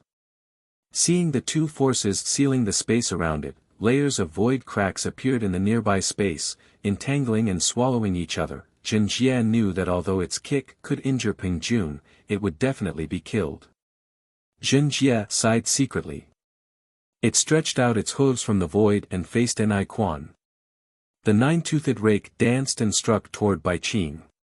Ga. Peng Jun escaped from the desperate situation. Without hesitation, he let out a long cry and pounced toward Zhen Jie again. Seeing that the 3 demon kings wanted to take revenge for the 5-colored sea god shell clan, Zhen Jie had no choice but to pull itself together and use all its tricks to fight against them. The wind blew and the clouds shook on the shore of the East Sea, and the waves surged to the sky. The 4 demon clans fought from the sky to the sea, and from the sea to the sky. Even though the moon was bright and the stars were sparse, their battle cries still shook the sky. Zhen Kong had already flown out from the sea and stood guard in front of Chun Zong with a magic wand in his hand. As for Dragon Horse Zhen Feng and Zhen Han, seeing how powerful the 3 demon kings were, they were already afraid. They looked at Zhen Jie's divine ability anxiously. As long as Zhen Jie showed less signs of being defeated, they would immediately go to the Immortal Palace and the East Sea Dragon Palace to call for reinforcements. When Peng Jun, Ni Quan, and Bai Qing came to the hidden Immortal Continent to take revenge, they had already investigated Chun Zong and his 4 disciples. They also knew that Zhen Kong was a fire ape that Xiaohua didn't allow to be hurt. Therefore, even though Peng Jun's claw looked very powerful, it didn't hurt Zhen Kong at all. Zhen Kong flew out from the sea in confusion and hurriedly protected Chun Zong. His eyes were filled with envy as he looked at Zhen Jie's battle with the 3 demon kings. Boom! Just as everyone had their own thoughts and were dazzled by the battle, a loud sound was heard. Then, "Kacha kacha," sounds of shattering echoed, followed by a miserable shriek. Bai Qing was the first to escape from the battle. On the incomparably hard shell, a huge pig's hoof print could be faintly seen. Around the hoof print, there were 3 large holes and many cracks. 2 of the 3 large holes were flowing with blood. After Bai Qing escaped from the battle, his figure immediately swayed and he flew towards the distance. Ga. Seeing that Bai Qing was injured, Peng Jun spread his wings. The sound of wind and thunder resounded. Similarly, dozens of afterimages appeared and flew towards the depths of the East Sea. Although Peng Jun was fast, Ni Quan, who had some understanding of Bai Qing's strength, was even faster. Bai Qing had just been injured by the nine-toothed rake. Before he could escape from the battle, an obscure fluctuation appeared on his horn. As his wings flapped, his figure had already entered the void and disappeared. Zhen Kong. Seeing that the three demon kings had retreated, Zhen Jie shouted, "Protect Master well. This daddy will go and take the heads of these demon kings." After saying that, Zhen Jie moved his figure and turned into a stream of light to chase after them. However, he disappeared along with the three demon kings in an instant. Eldest senior brother is truly formidable. Dragon Horse Shen Feng flattered, "You actually managed to defeat the three archfiend kings. Seeing that your strength has already reached the highest realm in the three continents, you are truly a role model for us disciples. Eldest senior brother's strength has already reached the top." Zhen Han praised. "His dedication is worthy of us learning." He was already exhausted from fighting the three demon kings, but in order to eliminate any future troubles, he still mustered his courage and chased after them. However, with this spirit of not giving up until the goal is achieved, eldest senior brother is also a role model for us. Humph, two bootlickers. Zhen Kong snorted coldly. There is no need to talk about senior brother Zhen Jie's strength, but if we are talking about spirit, I feel that the possibility of him being lazy and sleeping is higher. Master, you have to be a witness. Dragon Horse Shen Feng immediately complained. When eldest senior brother returns, I will tell him this. You are not allowed to say that I am complaining behind his back. This is what Zhen Kong said himself. Amitba. Chun Zong chanted. Master was frightened and my body is also tired. Let us find a place to rest first. Yes, Master. Hearing that, Zhen Kong hurriedly agreed. Disciple will bring Master to the small fishing village and find a place to stay. No need. Chun Zong waved his hand. At dusk, you scared the children of others. How can we find a place to stay? It is better to find a place to stay outside. Yes, Master. Zhen Kong felt that it was reasonable. He raised his head and with a flash of golden light in his eyes, he could already see clearly. He used his finger to point at a place that was like a hill not far from the fishing village. There is a place to shelter from the wind. Master, you can rest there tonight. Amitba, let's go there. Chun Zong nodded and walked towards the direction that Zhen Kong pointed. Zhen Kong flew over first and waved his magic wand to clean up the surroundings. After Chun Zong sat down cross-legged and began to chant Buddhist scriptures, he stood far away with his magic wand in his hand and was on guard. Not only did he release his essence to scout the surroundings, he even executed the eye-clearing technique. His eyes flickered with golden light, appearing exceptionally bright in the darkness. Humph, too pretentious. Zhen Han and Dragon Horse Shen Feng exchanged a glance and mocked. The three archfiend kings have already been beaten away by eldest senior brother. Which other archfiend would be so blind as to come and seek death? The man and the horse laughed and also found a place to meditate. The curtain of night gradually lifted and the first rays of dawn slowly arrived. At the seaside where the battle took place last night, the sky was clear and boundless. The sun that had just begun to rise sprinkled its not-so-glaring brilliance onto the calm surface of the sea and also onto the fishing village. Caw, caw, caw. A rooster's crow sounded. Chun Zong, who had been meditating, moved his eyes slightly and was about to wake up. Seeing this, Zhen Kong's figure swayed and the dew on his shoulder dripped down. He was about to fly to Chun Zhang's side. However, at this moment, he suddenly stopped and turned his head to look at the fishing village. In the direction of the fishing village, a beautiful woman wearing ordinary clothes and carrying a bamboo basket leisurely walked over. The woman's eyes were searching as she walked. When she saw Chun Zhang's location clearly, joy appeared on her face and she quickened her steps. Hey! Zhen Kong roared and blocked the path with his magic wand. He raised his hand and pointed at the woman, saying, Bold archfiend, why are you still not revealing your true form? The woman was stunned. With a hoarse voice, she hurriedly called out, Master, please spare my life. This concubine is the mother of the girl you met yesterday. Mo Chao has already told this concubine about yesterday's situation. This concubine knows that this concubine has misunderstood all of you masters. Thus, this concubine was afraid that this concubine would be hungry, so this concubine made some biscuits early in the morning to appease your hunger. Bullshit. Zhen Kong raised his magic wand and a cold wind swept up. He aimed it at the woman's forehead and shouted, If you are Mo Chao's mother, how did you know that my master is a mortal and needs to eat? Chapter 45-64. Master. That woman says pitifully, this concubine really does not know if you masters need to eat. However, this concubine thinks that since you are a human, you should eat. Last night on the sea was truly dangerous. Tuakeo's father did not allow this concubine to come out. This concubine thought about it, and felt that if this concubine did not express her apology. Tisk. Zhen Kong is truly furious. That magic wand of his falls a few more times but in the end, it does not fall.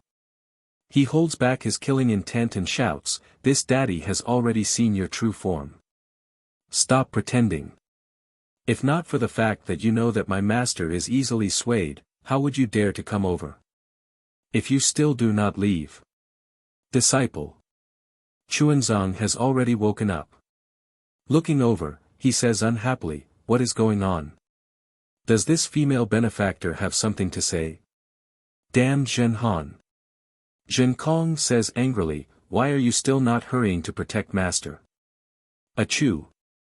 Zhen Han sneezes on a pile of firewood that looks like a dried tree trunk. She flips over and says, Second senior brother, aren't you being too careful? Now that you have the reputation of eldest senior brother, which little demon would come looking for trouble? After getting up, Chuanzong tidies up his kasaya.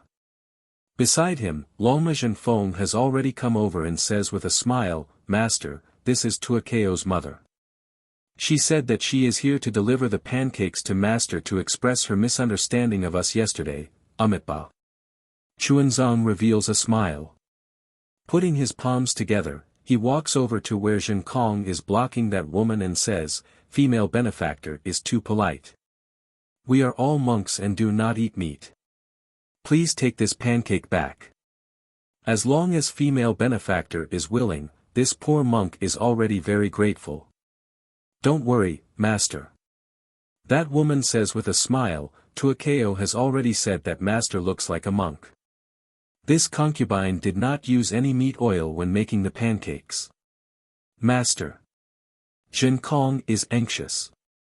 His figure flashes back slightly as he calls out, Don't come over. This is a demon. Ah. Why is it a demon again? Chuanzong is startled. He unconsciously stands there and looks for a moment in disbelief. The woman obediently placed the basket on the ground and said, Master, if you have any doubts, I won't go over. After you've eaten the pancakes, you can leave the basket here. I'll ask Xiao Chao to come and get it, Jinkong. Chuanzong grumbled, This woman is clearly the mother of the grass, how could she be, humph. Zhen Kong snorted coldly. He turned to the side and said, Master, you're the one courting death. It has nothing to do with me. Zhenhan, Zhenfen, just wait for Xinjie to come back and roast you. Seeing that Zhen Kong had moved aside, the woman was overjoyed. However, just as she was about to take a step forward, Zhen Kong's demonic wand struck down from the sky. This strike was truly strange, and it was extremely powerful. The woman wanted to dodge, but she was completely enveloped by the wind generated by the demonic wand. There was no way for her to dodge. Pa! With a muffled sound, the woman's head and upper body were shattered. She died on the spot without even a scream. Chuanzong was startled. He looked at Zhen Kong in disbelief. Then, he looked at the woman who was smashed into meat paste. In an instant, an indescribable anger arose in his heart. Previously, Zhen Kong had killed many demons, including some Taoist cultivators. However, those demons and cultivators didn't die such a miserable death. Moreover, when he looked at the basket beside the woman's corpse, Chuanzong couldn't help but think of the fisherwoman he met when he first came to the hidden immortal continent from the Western Paradise, as well as the dry rations her family gave him. That fisherwoman wasn't here. After more than 200 years, she should have died long ago. However, how similar were the two fisherwomen? They were both kind to others, especially Xiao Chao's mother. Not only did she not blame Zhen Jie for his evil deeds yesterday, she even brought pancakes. Not only did Zhen Kong not understand her intentions, he even killed her with a single strike. If she was a demon, why didn't she fight Zhen Kong? Why was she beaten to death for no reason? Seeing the change in Chuanzong's expression, Zhen Kong understood Chuanzong's anger. He raised his magic wand and swept it across the woman's corpse a few times. He pulled out a scarlet insect that was more than a foot long and as thick as a thumb. At this moment, the insect's surface was cracked and its insides had been smashed into paste by the magic wand. Zhen Kong said coldly, "Master, this is called a control insect. It usually burrows into the 7 orifices of humans or demons and is controlled by it. The larva of this insect has the strength of a first-grade elemental power. The adult should have the strength of a 3rd or 4th grade elemental power. It flies like lightning. If this disciple let it fly another half a foot, Master would have already died." After saying that, Zhen Kong placed the magic wand on his shoulder. He ignored Chuanzong and landed on a distant hill. He looked up at the rising sun in the east with a yearning expression. You. Chuanzong looked at Zhen Kong's departing figure and then looked at the woman's corpse on the ground. He was so angry that he couldn't speak. After a moment, Chuanzong calmed down and chanted the rebirth mantra. He began to clean up the flesh on the ground. Zhen Kong looked at him coldly. Just as he was about to raise his hand and release a fire art, Zhen Han jumped out from the pile of firewood and flew to Chuanzong's side. She said respectfully, "Master, disciple is here to help you." Bootlicker. Zhen Kong sneered and looked to the east. It seemed to be where the Fortune Dao Palace was located. Zhen Kong was a fire ape. Before he was suppressed on the Dawn Rain continent, he killed countless humans and demons. Even after he escaped, he killed many humans and demons. In his eyes, there wasn't much difference between humans and demons. There was no difference between him killing a human and a demon. However, he didn't know how big of an impact it was for Chuanzong to kill a human in front of him. Moreover, Zhen Kong protected Chuanzong with all his might. He was afraid that Chuanzong would suffer a single injury. However, he didn't have any special respect for Chuanzong. He also didn't really treat Chuanzong as his master. He was only fulfilling the trust his true master had given him. While Chuanzong was an esteemed monk, he was also a human. Seeing that Zhen Kong had killed someone, he immediately stood to the side and pretended to be cultured. Even though he knew that what Zhen Kong said and did was not wrong, the anger in his heart would not dissipate so easily. Unfortunately, the matter was far from over. Before Chuanzong and Zhen Han could clean up the woman's corpse, 2 more people hurriedly appeared in the small fishing village. The person in front was a fisherman with messy hair and some white hair on his temples. The fisherman was pulling a short girl. Wasn't that Tua Chao? Tua Chao struggled with all her strength and didn't want to come over. However, the fisherman's face was ashen and he looked very angry. He pulled Tua Chao and walked over. "Ha!" Dragon Horse Shen Feng laughed and said, "My beloved second senior brother, look, you've caused a disaster. You killed his mother and wife, and now he's dragging his family to look for you. Let's see what you're going to give him as a wife. How about this, you stay in this small fishing village and sell yourself to Tua Chao's father as a worker. When you've earned enough copper coins to give Tua Chao another mother, you can chase after him, and continue to pray for scriptures in paradise. Tsk tsk tsk. Zhen Kong was enraged. He revealed the ferocity of a fire ape at Dragon Horse Zhen Feng as he shouted, "Damn it, if you dare to say another word, do you believe that I won't beat you to death with my staff?" Eldest senior brother. Dragon Horse Zhen Feng habitually shouted. However, just as he shouted, he realized that Jin Jia had gone to hide. He hurriedly shut his mouth and hid his horse face under his buttocks. Quick, quick. Zhen Han naturally also saw Tua Chao. He hurriedly raised his hand and flames appeared between his fingers. He said, "Master, please let this disciple clean up this mess, no need." Chuanzang shook his head. This matter must be explained to Tua Chao and her father. After all, this woman is their relative. They should know. Whether they believe it or not, that's their problem.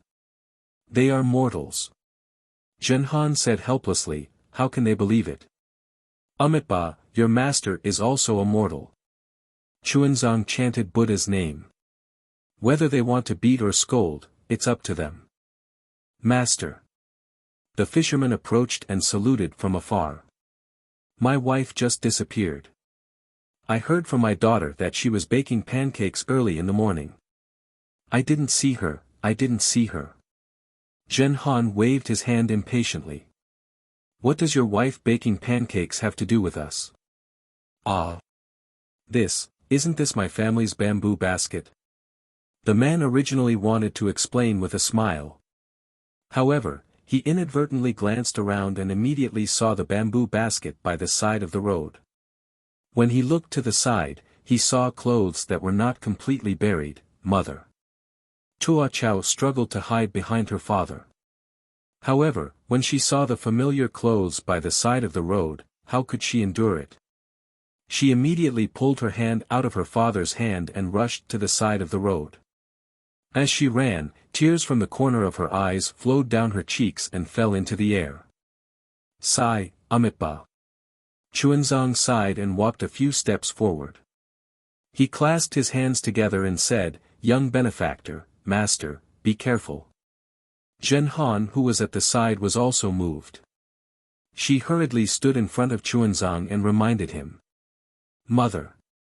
Tua Chao ran too hastily and fell to the ground. Although there was a lot of sand around the fishing village, Tua Chao's knees and elbows were still scratched and blood flowed out.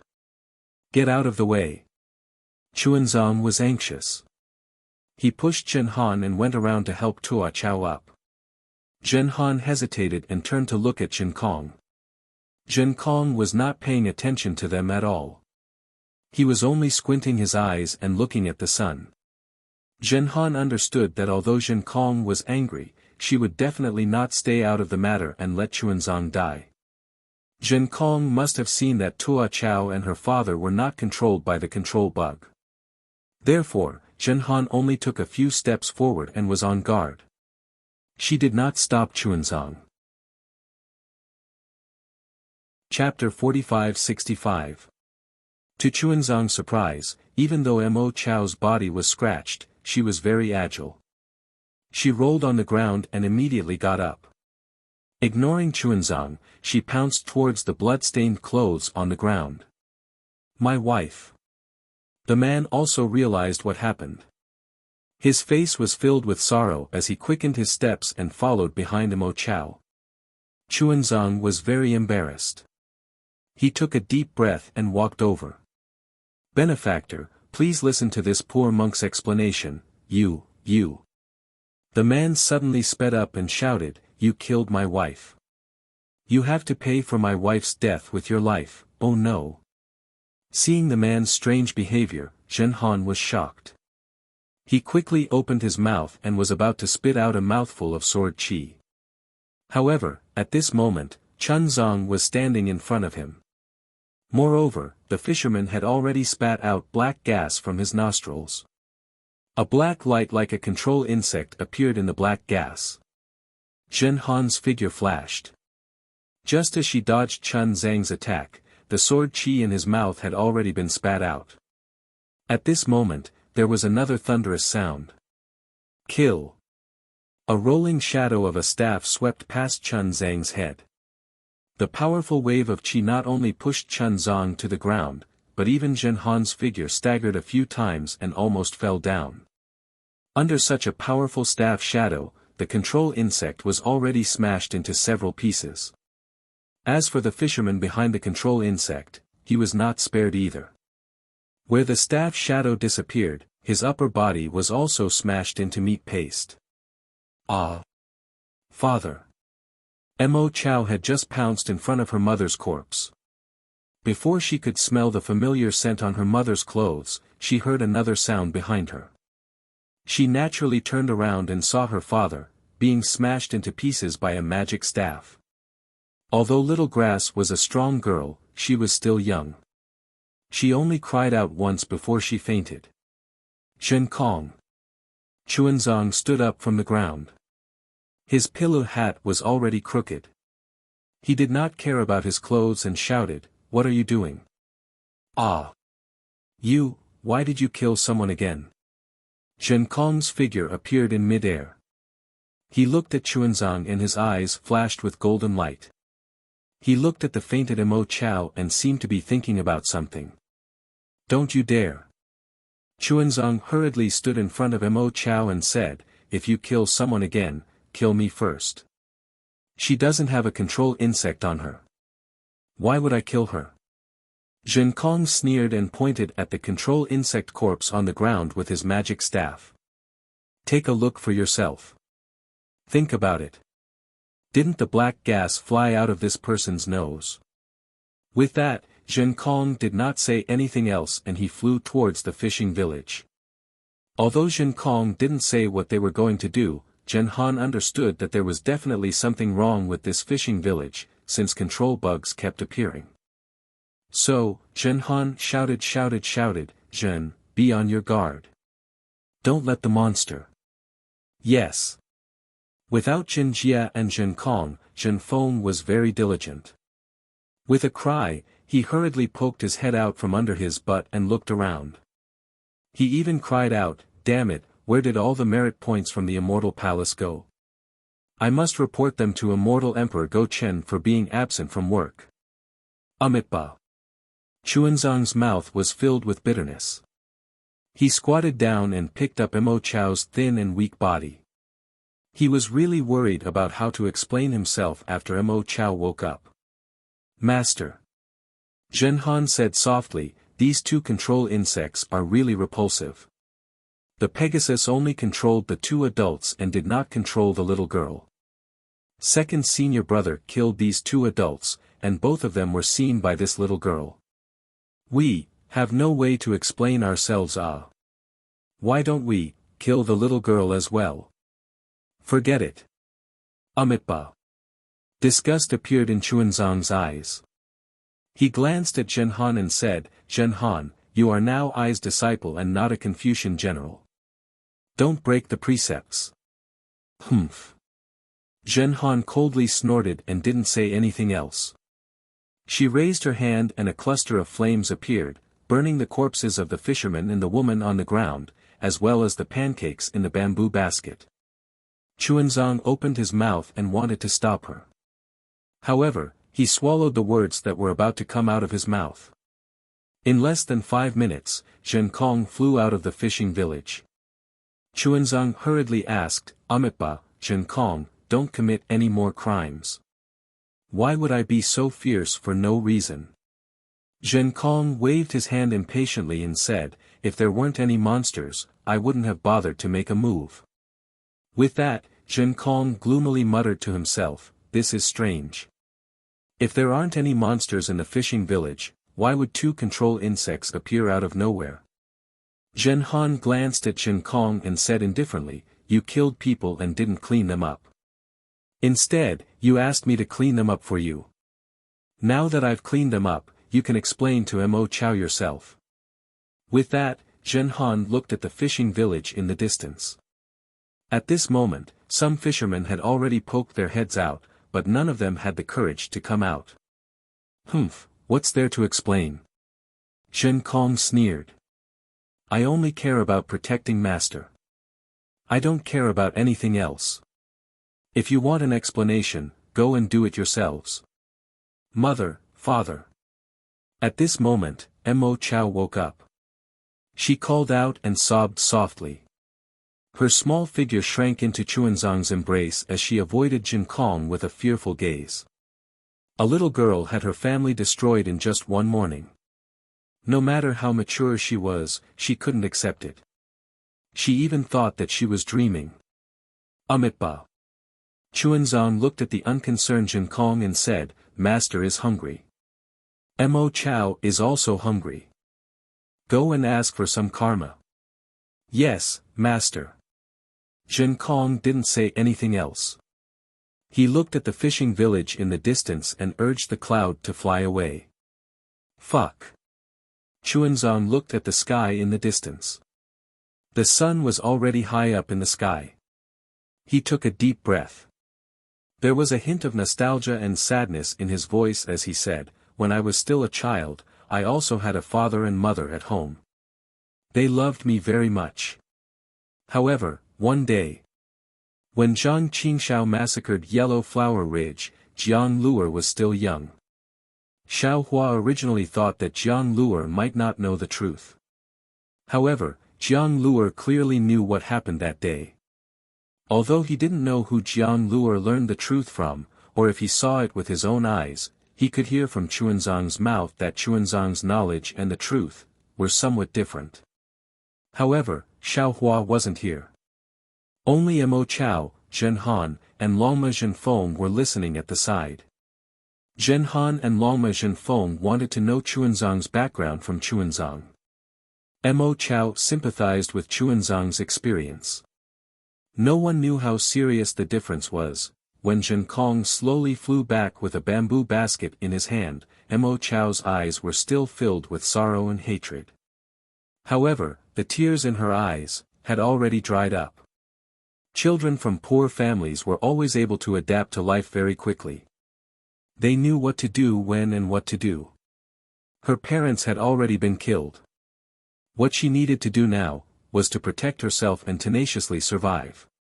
Zhen Kong placed the bamboo basket in front of Chuanzang. After hesitating for a moment, he said, Master, I got this from the town in front. Please take a look and see if it's of any use. Chuanzang nodded and didn't answer. He removed the lining cloth on the bamboo basket and saw that there were some date cakes and other things that looked very pretty. A burst of heat and fragrance floated from the bamboo basket. Chuanzang didn't feel anything, but Mo Chao's stomach rumbled. Chuanzang picked up a date cake and placed it next to Mo Chao's mouth. He said kindly, You eat. Master, eat first. Mo Chao raised his hand and pushed it to Chuanzang's mouth without hesitation. Master has been enlightening me for a long time. I'm sure you're already hungry. Okay. Chuanzang saw that Mo Chao was so sensible and felt a little guilty. He picked up another piece and gave it to Mo Chao. Let's eat together. At this moment, Chuanzang didn't look like a monk at all. He was no different from a kind big brother. Mo Chao grinned and forced a smile. Okay, master. After Mo Chao wolfed down the date cake, Chuanzang slowly ate a few mouthfuls. Before Chuanzang could do anything, Zhen Kong flicked his finger and a jujube cake flew out of the basket and landed in Liao Chao's hand. Liao Chao was startled and its small body shrank back into Chuanzang's kasaya. Zhen Kong looked at Mo Chao's fearful eyes and said faintly, Master, disciple has thought about it on the way here. Disciple has gone a little overboard today. However, disciple was only trying to protect master. The situation was urgent. Disciple doesn't know what you're thinking. However, since it has already happened, it's useless for disciple to say anything. Master, do as you see fit. After saying that, Zhen Kong's figure flashed and landed on the hillside. He no longer paid attention to Chuanzang. Amitba. Seeing that Zhen Kong was remorseful but his mouth was still unyielding, Chuanzang chanted Buddha's name. He couldn't eat the remaining date cake. Master, hurry up and eat.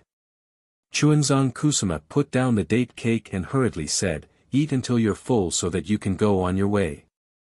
You eat. Chuanzong placed the date cake back into the bamboo basket and forced a smile.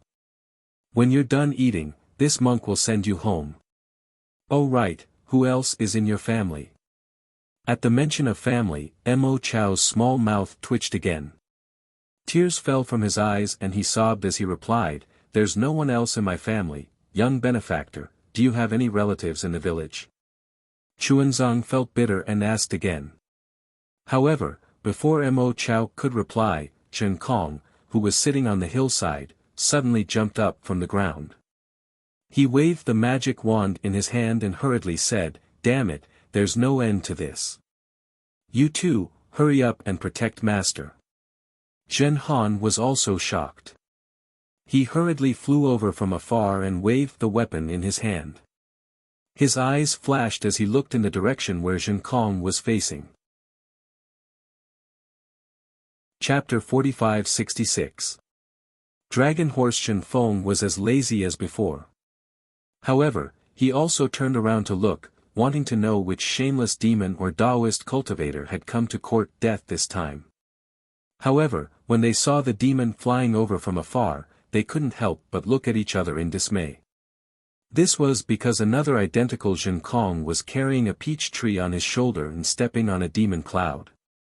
He had a gloomy expression on his face as he flew back. The second Zhen Kong was clearly a little absent-minded and didn't release his origin will to investigate. Instead, the first Zhen Kong rushed into the sky and roared furiously, damned demon. You actually dared to transform into my appearance and come over. See if I don't kill you. Ah! Zhen Kong shuddered and looked in disbelief at the Zhen Kong who looked exactly like him standing in front of him. He hurriedly shouted, Master. When the second Zhen Kong saw that Chuanzong was safe and sound, he threw the peach tree on the ground and roared furiously, damned demon, you actually dared to transform into my appearance and come over. See if I don't kill you. When the second Zhen Kong finished speaking, he was stunned. Not only were his words exactly the same as the first Zhen Kong, his tone was also exactly the same. Even he himself couldn't tell the difference. Demon, hit as usual. The first Zhen Kong roared and waved his magic wand at the second Zhen Kong. The second Zhen Kong was also furious. He roared and waved his magic wand, demon, hit as usual. Oh my, there are actually two second senior brothers. Dragon Horse Shen Feng laughed and said, which monster race is this? Actually transforming into a fire ape? Is he really not afraid of death? Then, Dragon Horse Shen Feng released his origin will and swept it across the two Zhen Kongs. Hee, interesting. Zhen Han sneered. Which great sage wants to pluck the peaches this time? Did he get the approval of the Immortal Palace and the Thunder Monastery? Naturally, Zhen Han sneered and, like Dragon Horse Shen Feng, used the clear eyes technique to look at the two Zhen Kongs. The dragon and the human were fine, but after looking at each other for a while, their expressions changed greatly. The two of them looked at each other with fear in their eyes. Neither of them dared to say another word. That was because the two Zhen Kongs fighting before him not only had the same magic wand and the same techniques, even their strength was exactly the same. In fact, the two Zhen Kongs couldn't even be distinguished by the clear vision light and origin sense. However, the dragon and man pondered for a moment and immediately understood that there was definitely something wrong with Zhen Kong, who had returned earlier. Because it was impossible for the previous Zhen Kong to give in. It was even more impossible for him to have come from the town to beg for alms. Only the Zhen Kong who came back later, the one who followed his temper and brought back from a peach tree in the mountains, could be the real Zhen Kong. But now, the two Zhen Kongs were fighting. Who knew which one was the Zhen Kong that returned first and which one was the Zhen Kong that came later? Moreover, when they thought about the control worm that appeared in the fishing village and the grass in Chun Zhang's arms, Zhen Han and the dragon horse Shen Feng shuddered. The trap that they had set for Zhen Kong was definitely not small. A demon with such thoughts and the ability to transform into Zhen Kong's appearance was definitely not someone they could deal with. Moreover, the sutra seeking extreme bliss had already reached its end after 200 years of suffering. Which demon would dare to come over and blatantly pluck the peaches at this time? If they didn't have a powerful background, Zhen Han and the dragon horse Zhen Feng wouldn't believe it even if they were beaten to death. Shrinking their necks, the dragon and man seemed to have felt a cold wind blowing on their bodies and felt somewhat cold. You two deserve to die. At this moment, one of the Zhen Kong shouted, "Why aren't you coming over to help me? Come over quickly."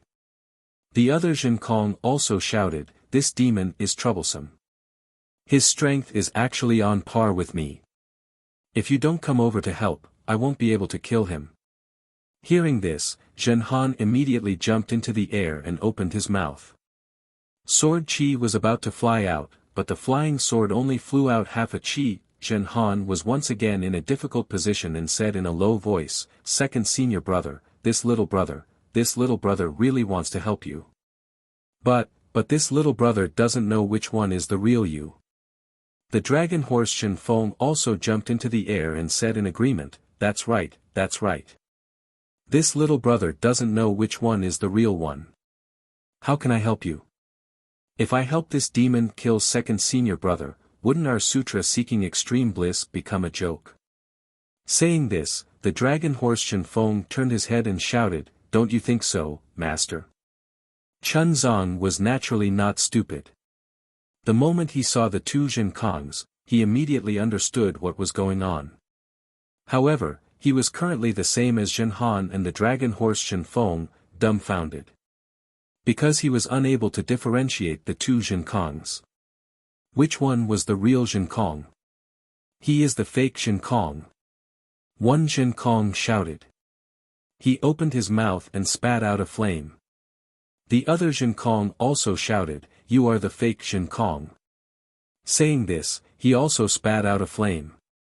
The strangest thing was that when the two flames collided, they were extinguished at the same time. You dare to secretly learn this daddy's magic? See if this daddy doesn't beat you to death. One Zhen Kong shouted and raised his magic wand again, while the other Zhen Kong also shouted, "You dare to secretly learn this daddy's magic? See if this daddy doesn't beat you to death." The two Zhen Kongs fought in the air again. Seeing that they didn't need to help, Zhen Han and the dragon horse Zhen Feng cleverly descended from the air. Zhen Han held the crescent moon spade and stood on one side of Chun Zong while the dragon horse Zhen Feng swung his tail and stood on the other side. They seemed to be rather loyal. The two Zhen Kongs fought from the sky to the ground, then from the ground to the sea, and then from the sea to the sky. Not only were the winds and clouds surging in the sky, even the calm surface of the sea was gradually surging with huge waves. The two Zhen Kongs were still unable to determine the victor. Seeing the scorching sun in the sky, the two Zhen Kongs knew that there wouldn't be any conclusion if they continued to fight like this. They both waved their magic wands and descended from the sky. However, the two Zhen Kongs seemed to have a tacit understanding and landed a bit far from Chun Zong. The two Zhen Kongs stabbed their magic wands towards the ground and shouted, "Master, quickly tell us, which one is the fake Zhen Kong and which one is the real Zhen Kong?" Chun Zong helplessly looked at the two identical Zhen Kongs and said, "Master's eyes are mortal, how can I tell them apart?" Saying this, Chun Zong turned his head and asked Zhen Han and the dragon horse Zhen Feng, "Disciples, which one do you think is the real Zhen Kong?" "Master, we really can't tell." Zhen Han and the dragon horse Zhen Feng replied in unison, "Actually, Master can ask some secrets that only you and second senior brother know, damn it." Without waiting for Zhen Han and the dragon horse Zhen Feng to finish speaking, the two Zhen Kongs cursed together, "Since it's a secret, how can Master ask it in person? If the fake Zhen Kong heard it, wouldn't he know?" "Oh, that's right, Master, please don't ask." Zhen Han and the dragon horse Zhen Feng realized and hurriedly said to Chun Zong, "Let's wait for eldest senior brother to come back first." "Alright, it seems like we can only wait for Zhen Jie to come back first."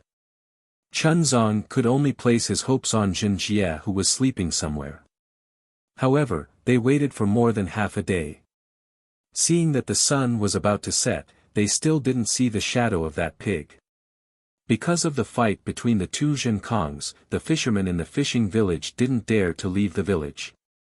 Around the fishing village, there were some shelves made of withered branches. Most of them had fishing nets on them.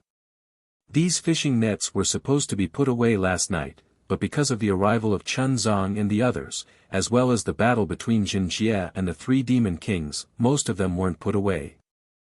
At this moment, these shelves had collapsed due to the strong wind, and the fishing nets were scattered on the beach. Far away on the beach, there were some small boats. Originally, when the tide rose this morning, the fishermen in the fishing village would go out to sea as usual. However, because of the fight between the two Zhenkongs, the fishermen didn't go out to sea. When the tide rose, some fishing boats were dragged by the seawater and drifted into the sea. Together with the fishing nets from before, most of them were floating not far away from the beach. Although these fishing boats and fishing nets weren't far from the beach, when the tide fell, they would probably drift into the depths of the East Sea. The owners of these boats would lose their boats, and their livelihood would be even more difficult in the future. Looking at the two identical Zhenkongs staring at each other like fighting cocks, ready to fight at any time, Chen Zong sighed and once again looked at the distant sea. A layer of darkness appeared in the depths of the sea. Chen Zong, who had already passed through the East Sea 3 times, knew that a storm was coming. "Master," Xiao Chao said in a low voice, "there will be a storm tonight. If we don't put away the fishing boats now, they will turn into wood chips tomorrow morning." "Amitba."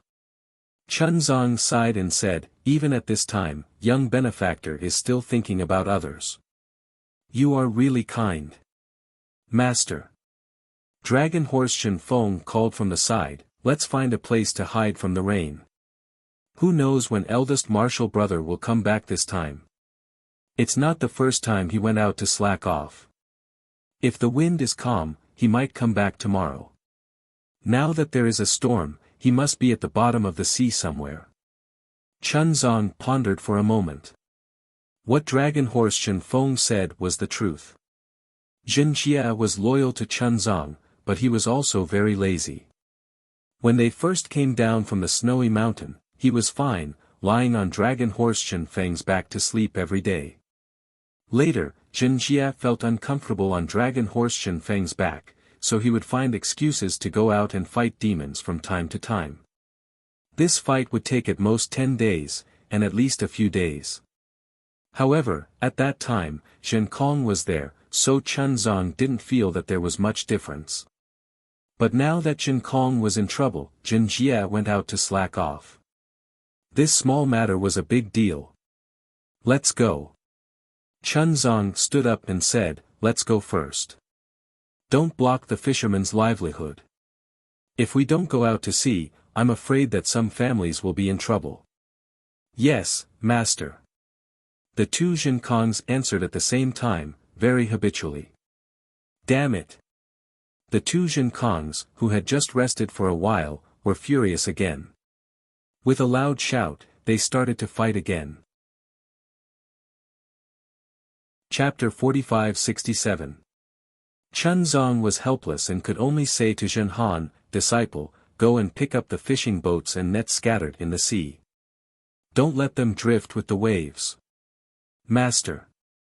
Zhen Han looked at the two Zhenkongs fighting and said nervously, "Right now, I still can't tell which one is real and which one is fake. Disciple has to protect your safety and can't leave without permission."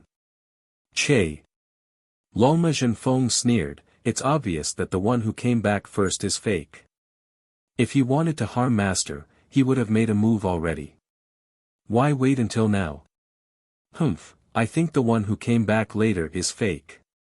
Zhen Han snorted, "Zhenfeng, you are from the dragon race. Picking up fishing boats and nets from the sea is your specialty. You should be the one doing this." "Bah!" Longma Zhenfeng spat, "I am the 10th prince of the Eastern Sea Dragon Palace. How can I do such a trivial thing? If the other princes of the Eastern Sea Dragon Palace were to know about this, how can I still keep my face? You are already being ridden by a pig. What face do you still want? Zhen Han retorted. However, he immediately looked at Chun Zong, who was walking towards the sea, and shouted, Master, what are you doing? Amitba. Master is going to do such a trivial thing. Chun Zong said without turning his head back. Master, don't be anxious. Disciple was just joking with junior brother. How could Zhen Han dare to let Chun Zong go to the sea? He hurriedly said and flew above the sea. He raised his hand and grabbed the fishing boats and nets several li away. With a wave of his hand, he was about to throw them to the beach. Chun Zong saw this and hurriedly shouted, Disciple, be careful. Don't break these fishing boats. You are really long-winded. Although Zhen Han was impatient, he still restrained his temper and flew to the beach and put down the fishing boats and nets. After one more grab, the entire surface of the sea was cleaned. Zhen Han's face was a little pale as she gasped for breath and said, Master, Disciple was fortunate enough to not disappoint you. Amazing. Third senior brother is really amazing. Longma Zhenfeng raised his hoof and praised with admiration. Gosh, Chuanzong looked at the little girl and asked, we should be on our way. This penniless monk will send you back to the fishing village. But Liao Chao blinked and said, Master, if you send me back, I will starve to death. How is this possible? Zhen Han sneered, although there are only 40 to 50 families in this small fishing village, there are still over 100 people. Wouldn't having a little girl like you mean having an extra pair of chopsticks? Besides, don't you know how to pick up seafood on the beach? Even if you were at home, would they just watch you starve to death? Mao Chao opened her mouth but didn't know how to explain.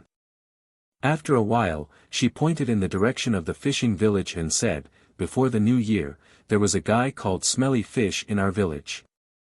His parents went out to sea and didn't come back. He disappeared after that. Amitba. Chuanjue chanted the name of Buddha. Chua Chao's worries are not unfounded. These fishermen only relied on fishing for a living, and even a family of 3 might have problems filling their stomachs. How could they spare the energy to adopt a little girl? Not to mention Chua Chao living alone. Who knows what kind of ancient people she would meet. In this era, people can only live for themselves. Conscience is about to disappear. This is also the reason why Master wants to bring the Mahayana Buddhist scriptures to the hidden immortal continent. So that under the illumination of Buddha's light, the world can become one.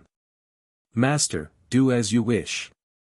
Zhen Han casually replied. Zhenfeng. Chuanjue spoke again, come here. Yes, Master. Zhenfeng replied. Just as he took 2 steps forward, he suddenly realized something and cried out in shock, Monk, what are you doing? Amitba, Chua Chao is still a child. Master wants to take her away, so naturally I have to ride on your body. Chuanjue replied indifferently. Dragon Horse Zhenfeng quickly retreated and shouted, how can this be? I am the 10th prince of the Eastern Sea Dragon Palace. How many people in this world can ride on my body? It is already good enough for me to become your disciple. You actually want a secular girl to ride on my body? You are humiliating me, humiliating my Eastern Sea Dragon Palace. Master. Zhen Han also frowned and said, if this Chua Chao is a boy, then so be it. We can just bring her along. She is a girl. Although she is young, she is still a girl. I am afraid that it will be inconvenient to bring her along, right? That's right. Dragon Horse Zhenfeng retreated far away and shouted, Monk, if you do this, you will make that Eastern Sea conch girl who is infatuated with you sad. Amitba. Chuanjue replied, Master will bring Chua Chao along first. When we reach the city, I will find an honest family or a nunnery and let her stay there. Not good, not good. Zhen Han said anxiously, how can there be an honest family in this world? If master leaves, who knows how they will treat Zhuo Chao. A nunnery is even worse. Zhuo Chao is still so young, how can she become a nun? Amitabha, then I will leave this matter to you. Chuanjue smiled and said, the hidden immortal continent is the foundation of Confucian cultivators. The immortal palace must have a place to settle the old, the young, the sick, and the disabled. Since sutra seeking in extreme bliss has the merit of Confucian cultivators, then Zhuo Chao should also be one of the merit. Monk, you set a trap for me. Zhen Han was startled and became somewhat angry. Chuanjue was not angry and said indifferently, Amitabha, if the immortal palace is selling dog meat under false pretenses, then you naturally don't have to do it. With that, Chuanjue pulled Zhuo Chao's hand and said, Zhuo Chao, follow this poor monk. Yes, master. Zhuo Chao was very obedient. She stood up and looked at the fishing boat not far away with reluctance. She opened her mouth and wanted to say something, but in the end, she closed her mouth. Chuanjue was very attentive. After walking a few steps, he saw Zhuo Chao's sad expression and woke up. He turned around and brought Zhuo Chao to the fishing boat. Master, what are you doing? Dragon Horse Zhenfeng asked hurriedly. Zhenfeng, you go and tidy up the scriptures. Carry the scriptures and other things on your body first. Chuanjue instructed, Zhen Han, you go with master to the fishing village and tidy up the things in Zhuo Chao's house. After all, this is Zhuo Chao's house. Don't let her grow up and forget the things in her house. Thank you, master. Zhuo Chao heard this and tears flowed down her cheeks. No. Zhen Han wanted to say that he didn't want to go, but seeing Chuanjue's firm steps, he knew that he couldn't stop him. He thought for a moment and said, Master, you wait here. Zhuo Chao, come with me. With that, Chuanjue raised his hand and took Zhuo Chao into his hand. He stepped on a cloud and impatiently flew to the sky above the fishing village. When Zhuo Chao pointed at the straw hut, Chuanjue waved his hand and put the entire straw hut into his Qianquan bag. The fishermen in the fishing village were all afraid and hid in their houses, not daring to come out. Zhuo Chao saw Chuanjue's divine ability and her eyes lit up. She hurriedly shouted, Uncles, I am Zhuo Chao. My parents were killed by demons and unfortunately met with misfortune. I met a kind monk and they promised to take me to another place to settle down. You don't have to worry. When I grow up, I will come back to see you. Chuanjue was extremely impatient, but after hearing Zhuo Chao's words, he couldn't help but look at Zhuo Chao. After all, this child at such a young age was more meticulous than his age. It was indeed rare. However, Chuanjue didn't think too much about it. After flying back, he told Chuanjue. Chuanjue nodded with a smile. He held his staff in one hand and the little Zhuo Chao in the other.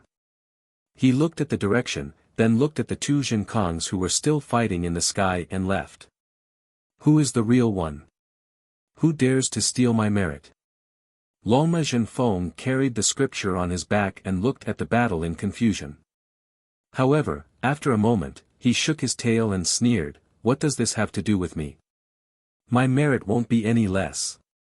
After saying that, Longma Zhenfeng followed behind Chuanjue. However, after a moment, Longma Zhenfeng cursed, damn it. Why aren't there two chastity rings? This scripture is as light as a feather compared to the chastity rings. Humph. Behind Longma Zhenfeng, Chuanjue's voice came again, even if there are two chastity rings, won't you still have to carry whoever is killed? Longma Zhenfeng snorted and said with a smile, what if the fake one kills the real one and the fake one isn't lazy? Maybe he won't ride on my back and show off his prowess. You're dreaming.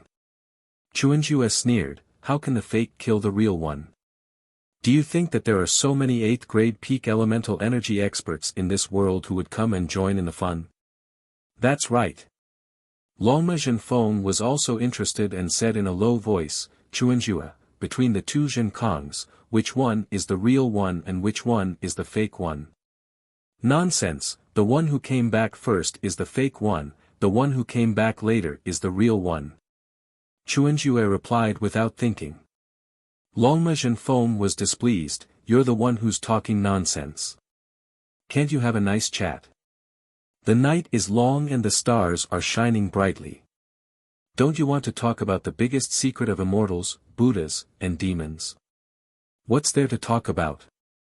Chuanjue sneered, we're all chess pieces. Fate is never in the hands of chess pieces. No, you don't understand what I mean. Longma Zhenfeng laughed, what I mean is, between the two Zhenfengs, one is the real one and the other is the fake one. Or are both the real one and the fake one? Why did he appear at this time? Oh. Zhenfeng, what do you mean? Chuanjue's curiosity was piqued and she asked curiously, quickly say it. We just came out from the Eastern Sea. Could it be that you got some news? Guesses are guesses. Third senior brother, you can't slander me. Longma Zhenfeng was somewhat displeased, although I came from the Eastern Sea, I didn't see the dragon race from the Eastern Sea Dragon Palace. I didn't even see a single marine race from the Dragon Palace. Eldest senior brother can testify to this. Chapter 4568. Alright. Zhenhan smiled and said, aren't we fellow disciples? I'm just joking with you, don't take it to heart. Hee, senior brother. Longma Zhenfeng chuckled and asked, I'm just joking. Think about it, Zhenkong wasn't originally in the sutra seeking extreme bliss. He was the monk's disciple. This disciple received a lot of merit, and the two of us talked about it before. But now, we still don't know where this fire ape came from. Do you think it's possible that some great sage of the thousand beast sacred realm couldn't stand this fire ape and sent all the beast clans to kick him out of the sutra seeking extreme bliss?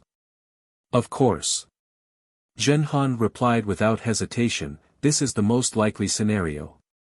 Moreover, Zhenhan glanced at Longma Zhenfeng and said meaningfully, junior brother, don't you think that the appearance of this fake Zhenkong has a lot to do with the East Sea Dragon Palace's peace? Hiss. Longma Zhenfeng couldn't help but suck in a breath of cold air and said in shock, senior brother, you mean? Since you've already guessed this possibility, why do you need me to say more? Zhenhan smiled and didn't say anything. Don't. Senior brother. Longma Zhenfeng thought of another possibility and couldn't help but feel bad. He quickly smiled and said, I'm just a bystander, so why don't you say it? Zhenhan rolled his eyes and said ambiguously, it's your beast clan's matter, why do you need me to say it? Although I don't know what happened in the East Sea Dragon Palace, you should be glad that there are two Zhenkongs and not two Zhenfengs. AI, that's right, I didn't think about it at first, but now that senior brother said it, I know. Zhenfeng seemed to have some lingering fear in his heart as he replied, it's possible that the great sage of the Great Sage Hall went back on his word. Something happened between the Great Sage Hall and the East Sea Dragon Palace. Fortunately, the East Sea Dragon Palace didn't abandon me, the 10th prince. That's right. Zhenhan smiled and said, you're still the 10th prince of the East Sea Dragon Palace, unlike this fire ape who doesn't have any background. At this point, Zhenhan's heart skipped a beat, and he hurriedly transmitted his voice, that's not right. Zhenfeng, do you still remember the snowy mountain? Nonsense, who doesn't remember the great snow mountain? Namo Maitreya Buddha achieved enlightenment and Jinjia became our senior brother. Speaking of the great snow mountain, Dragon Horse Zhenfeng immediately thought of its own bloody history and became somewhat angry. Do you think that Taoist Xiao is Zhenkong's backer? Zhenhan reminded. I remember that Taoist Xiao treated Zhenkong quite well back then, are you kidding me? He's Jinjia's backer. Dragon Horse Zhenfeng said disapprovingly, that day, that human didn't say anything to Zhenkong, and he even cursed at him a lot. The funniest thing is that the fire ape didn't know the immensity of heaven and earth and wanted to ask that human for a magic treasure. Wasn't it rejected by the human? That's true. Zhenhan nodded and said, if Daoist Xiao has a backer, it's not a big deal to give him a magic treasure. Moreover, Daoist Master Xiao rejected him very tactfully. With one look, I can tell that he is not on the same side as Zhenkong. You humans are really laughable. Dragon Horse Zhenfeng mocked, a rejection is a rejection. Why did you say, when you are done with the sutra seeking extreme bliss, come and ask me for it and I will keep it for you? That's too fake. Hee, why else would I be a human? There are a lot of ways of the world that you monsters don't understand. Zhenhan replied with a mischievous smile. I am a dragon, the 10th prince of the East Sea Dragon Palace, not a monster. Dragon Horse Zhenfeng corrected again.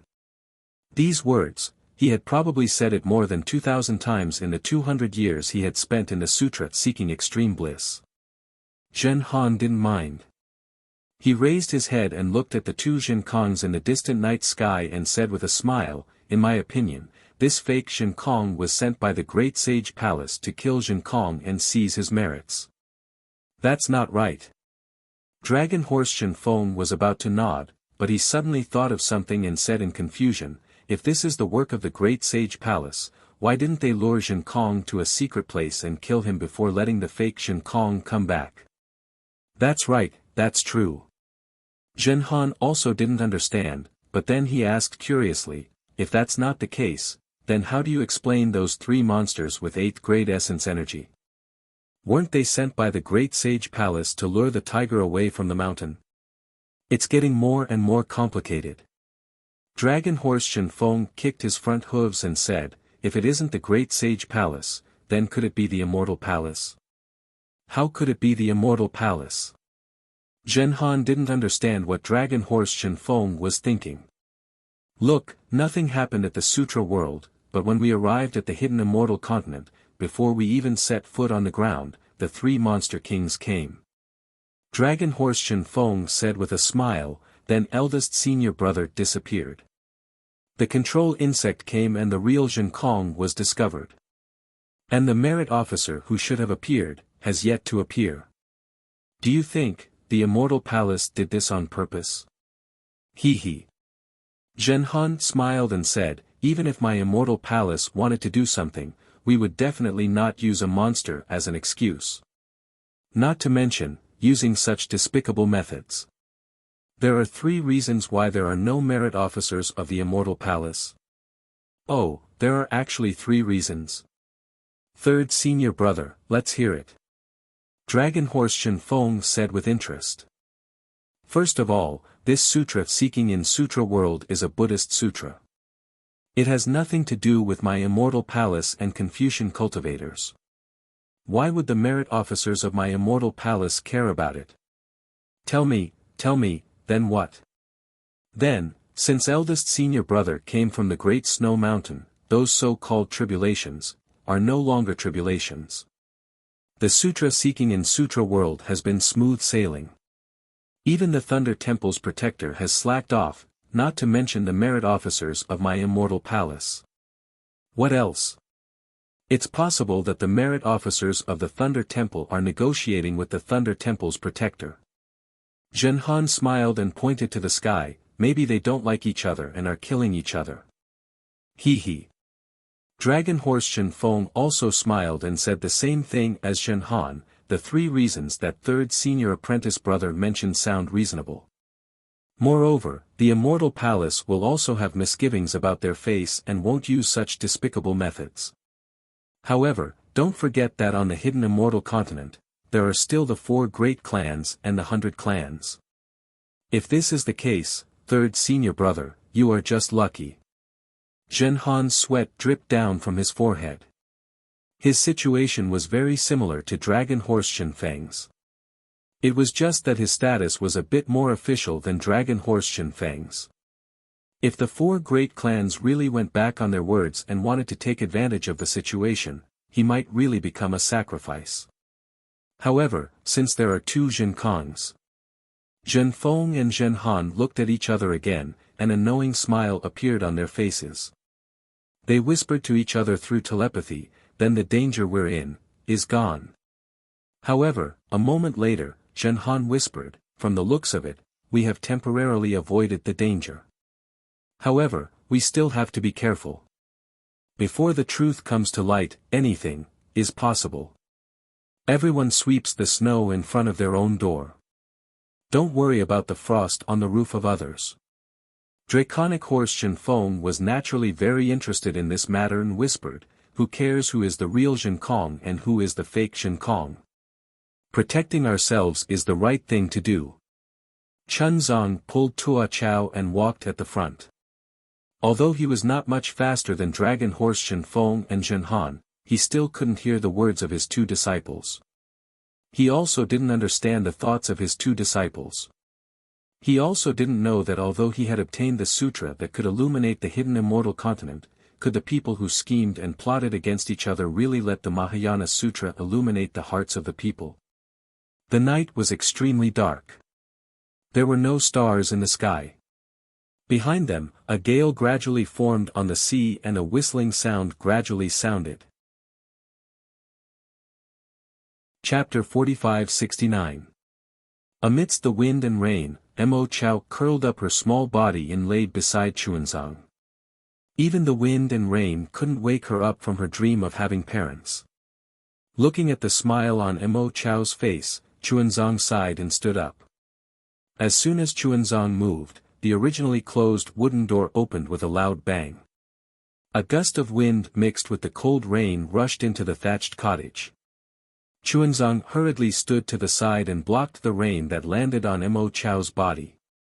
However, a gust of cold wind still woke Chang Chao up. She rubbed her eyes and was about to act coquettishly when the smile on her face disappeared. Returning to reality, she hurriedly stood up carefully and stood beside Chuanzang like a maidservant. Master. Outside the cottage, the two Zhenkongs each held a magic wand and stared at each other. They spoke in unison, tell me which one of us is the real one and which one is the fake one.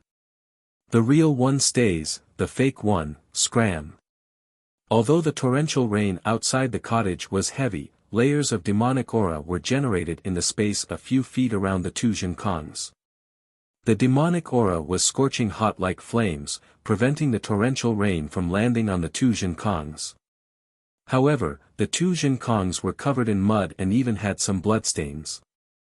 It was obvious that they were injured during the fight. Chuanzang looked at them and felt his heart ache. After listening to the two Zhenkongs, he understood that the two Zhenkongs were exactly the same. Neither of them could defeat the other. That was why they came to such a compromise. Unfortunately, Chuanzang looked at them again and again. After the time it took to finish a meal, he spoke, disciple, I really can't tell, who is the real Zhenkong. You need the heavenly eye of Buddhism to be able to tell, right? Can't both of you fly? If you can, go to Lane Temple. Mahavirakana should be able to tell the difference. Monk. To Chuanzang's surprise, the two Zhenkongs spoke at the same time, you think I've been protecting you all this time? Now that I need your help, you can't even tell who is the real one and who is the fake one.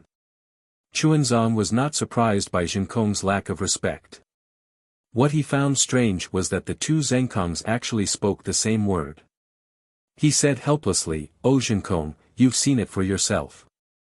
It's not that I don't want to help you.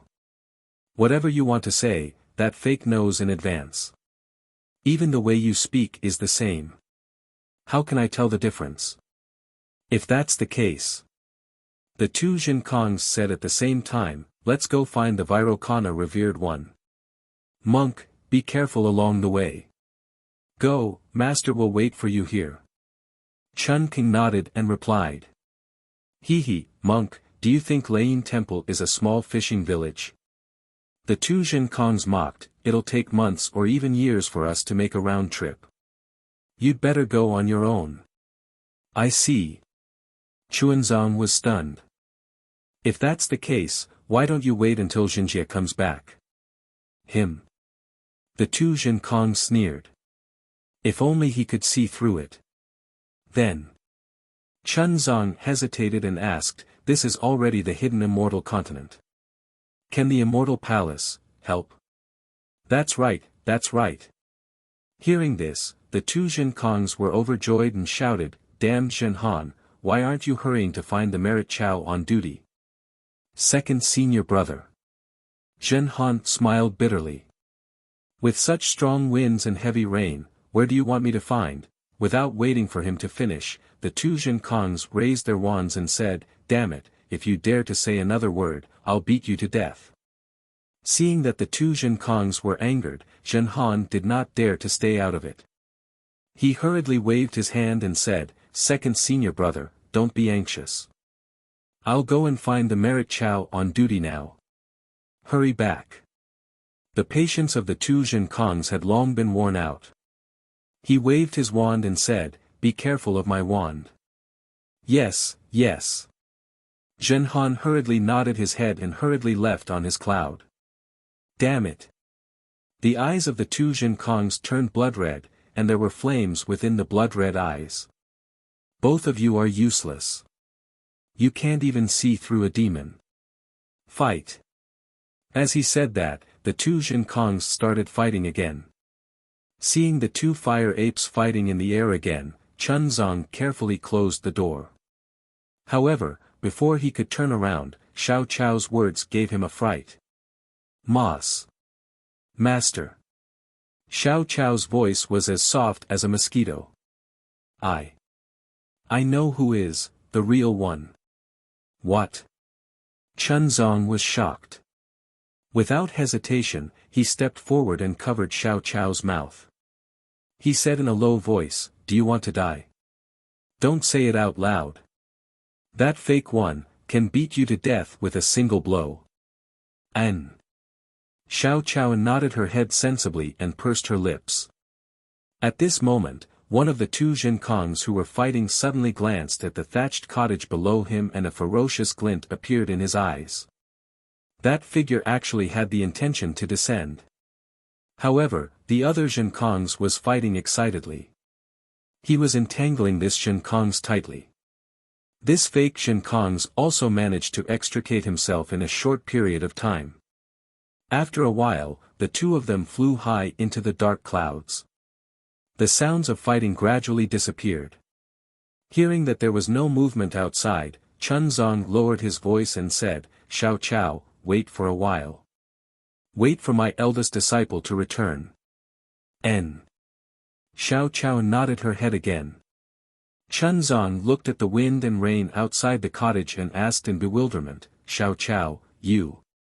How can you tell? Xiao Chao looked at Chunzong and hesitated for a while. She said in a low voice, Because he is really my enemy. I must remember him. I want to avenge my parents. Amitba. Chunzang's heart was filled with mixed feelings. He said, Xiao Chao, how about this poor monk recite a scripture for you? Sure, master. Xiao Chao nodded. Avalokitesvara Bodhisattva, when he walked the deep Prajnaparamita for a long time, he saw that the 5 skandhas were all emptiness. He transcended all suffering. Chunzong placed his palms together and recited softly. Xiao Chao's face was filled with confusion. She did not know what Chunzong was reciting but she listened obediently. Boom! At this time, a loud sound came from outside the cottage. It was unknown whether it was the wind and rain or the aftermath of the battle, but the roof of the cottage was suddenly lifted and the wind and rain poured in. Chunzong immediately understood what happened. He did not hesitate and pulled Xiao Chao into his arms. There was no fear on his face. He raised his head and looked at the wind and rain while chanting the Heart Sutra of Prajnaparamita. Clap clap clap. The sound of the magic wands hitting each other was endless. Soon after, the sound gradually faded away. However, Chunzong was not at ease. He still protected Xiao Chao in front of his chest, blocking the wind and rain in danger. Damn it! Longma Zhenfeng's voice came from outside the cottage. I wanted to be idle for a while but you had to drag me out. I am the 10th prince of the Eastern Sea Dragon Palace. Now, I have become a craftsman repairing a cottage. Following Longma Zhenfeng's voice, the roof that was previously lifted returned and blocked the wind and rain. Master, are you alright? Dragon Horse Zhenfeng was very thorough in evading. He didn't even want to meet Chen Kong face to face. After asking this question, before Chun Zhang could reply, he had already disappeared. Chun Zhang's body was already soaked, but he did not dare to be careless. He did not dare to move his body and continued to protect Xiao Chao while chanting the sutra. 2 hours later, the rain gradually lessened and the wind weakened. In the distant sky, Zhen Han flew over with 2 earthen lords. Damn it! The 2 Zhen Kong's eyes flashed with golden light at the same time as they cursed, useless things, why did you find 2 earthen lords? However, the 2 Zhen Kongs stopped at the same time. One of them glanced at the cottage that was gradually getting further away and seemed to be calculating something in his heart. Second senior brother. Zhen Han shouted, this little brother has found the land of the immortal palace. Useless things, can they tell who is fake? The 2 Zhen Kongs did not hesitate to curse. Second senior brother, you don't know. Zhen Han smiled, I also have no way to find the earthen lords on duty. The only one I can find is the earthen lords. However, I heard from these 2 earthen lords that they met the earthen lords on duty yesterday. They should be dealing with the Buddhist sect's guardian heavenly kings and venerables. They will be back soon. How long? One Zhen Kong said impatiently while the other Zhen Kong looked at the cottage. Seeing that the fake Zhen Kong did not say anything, the real Zhen Kong suddenly turned his head and looked at the fake Zhen Kong. The fake Zhen Kong laughed coldly, what are you looking at? You fake, when the earthen lords on duty come, you will be exposed. Ha ha ha. The real Zhen Kong used his hand to hit his chest and shouted, what a joke, what a joke. Between the 2 of us, who is the one who is afraid? Could it be that you are thinking of escaping? Ha ha ha. The fake Zhen Kong used his hand to hit his chest and said, how can I be afraid? Masters. The 2 earthen lords said with a smile, we have already sent a message to the earthen lords on duty. I believe that they will be back soon. Good, good, good. We will wait here. The 2 Zhen Kong spoke at the same time.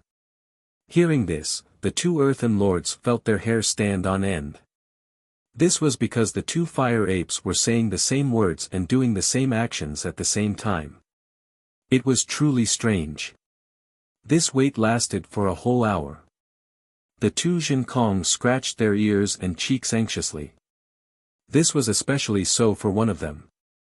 His eyes would occasionally flash with an ominous glint as if he was looking at the 2 earthen lords. However, in reality, he was looking at the ground. Needless to say, this was definitely the fake Zhen Kong. He had already heard the words of the earthen lords and wanted to get rid of the earthen lords. If there was only the real Zhen Kong, he would not hesitate to rush down and kill the earthen lords. In fact, he had already tried flying down earlier. However, the real Zhen Kong was watching him closely. As long as he moved, the real Zhen Kong would fight him. Moreover, the earthen lords were being protected by Chuanzang. The fake Zhen Kong would not be able to kill the earthen lords in a short period of time. Furthermore, the 2 earthen lords said that the earthen lords on duty were about to arrive. The fake Zhen Kong was unable to grasp who the earthen lords were, what their cultivation level was, and when they would arrive. He was afraid that the moment he landed, the reward would arrive and mess up all the arrangements he had painstakingly made. Therefore, he hesitated again and again. It was during this little bit of hesitation that an hour passed. Looking at the storm and the sky revealing the light, the fake Zhen Kong almost didn't dare to believe it. Chapter 4570. Damn it! The fake Zhen Kong cursed angrily.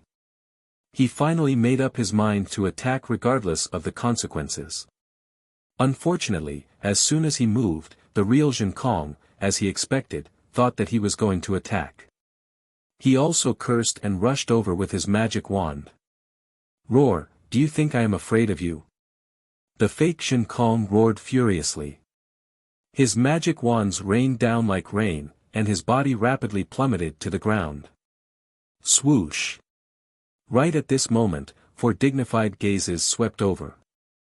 The moment they landed on the 2 Shen Kongs, they couldn't help but be stunned. Immediately after, 4 voices came from afar in unison, this. What is going on? Why are there 2 Shen Kongs? Along with the voice, boom boom.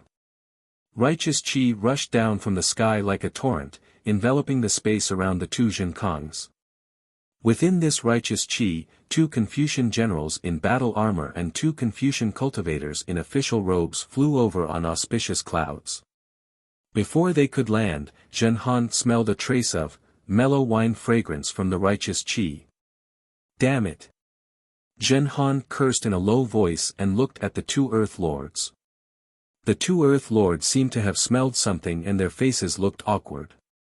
They looked at each other and hurriedly moved forward to greet the 4 Earth Lords.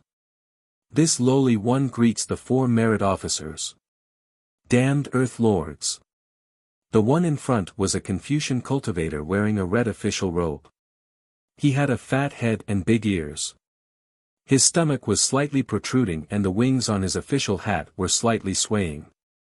Under the hat, he had a red face and a pair of eyes that were even more protruding than his stomach. This Confucian cultivator was holding an object that looked like an imperial tablet.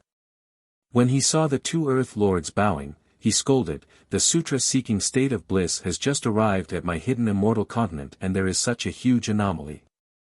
Why didn't the 2 of you report it? How should the 2 of you be punished?" The 2 Earth Lords panicked and hurriedly reported, "For merit officers, this lowly one, didn't know that the sutra-seeking state of bliss had passed by this lowly one.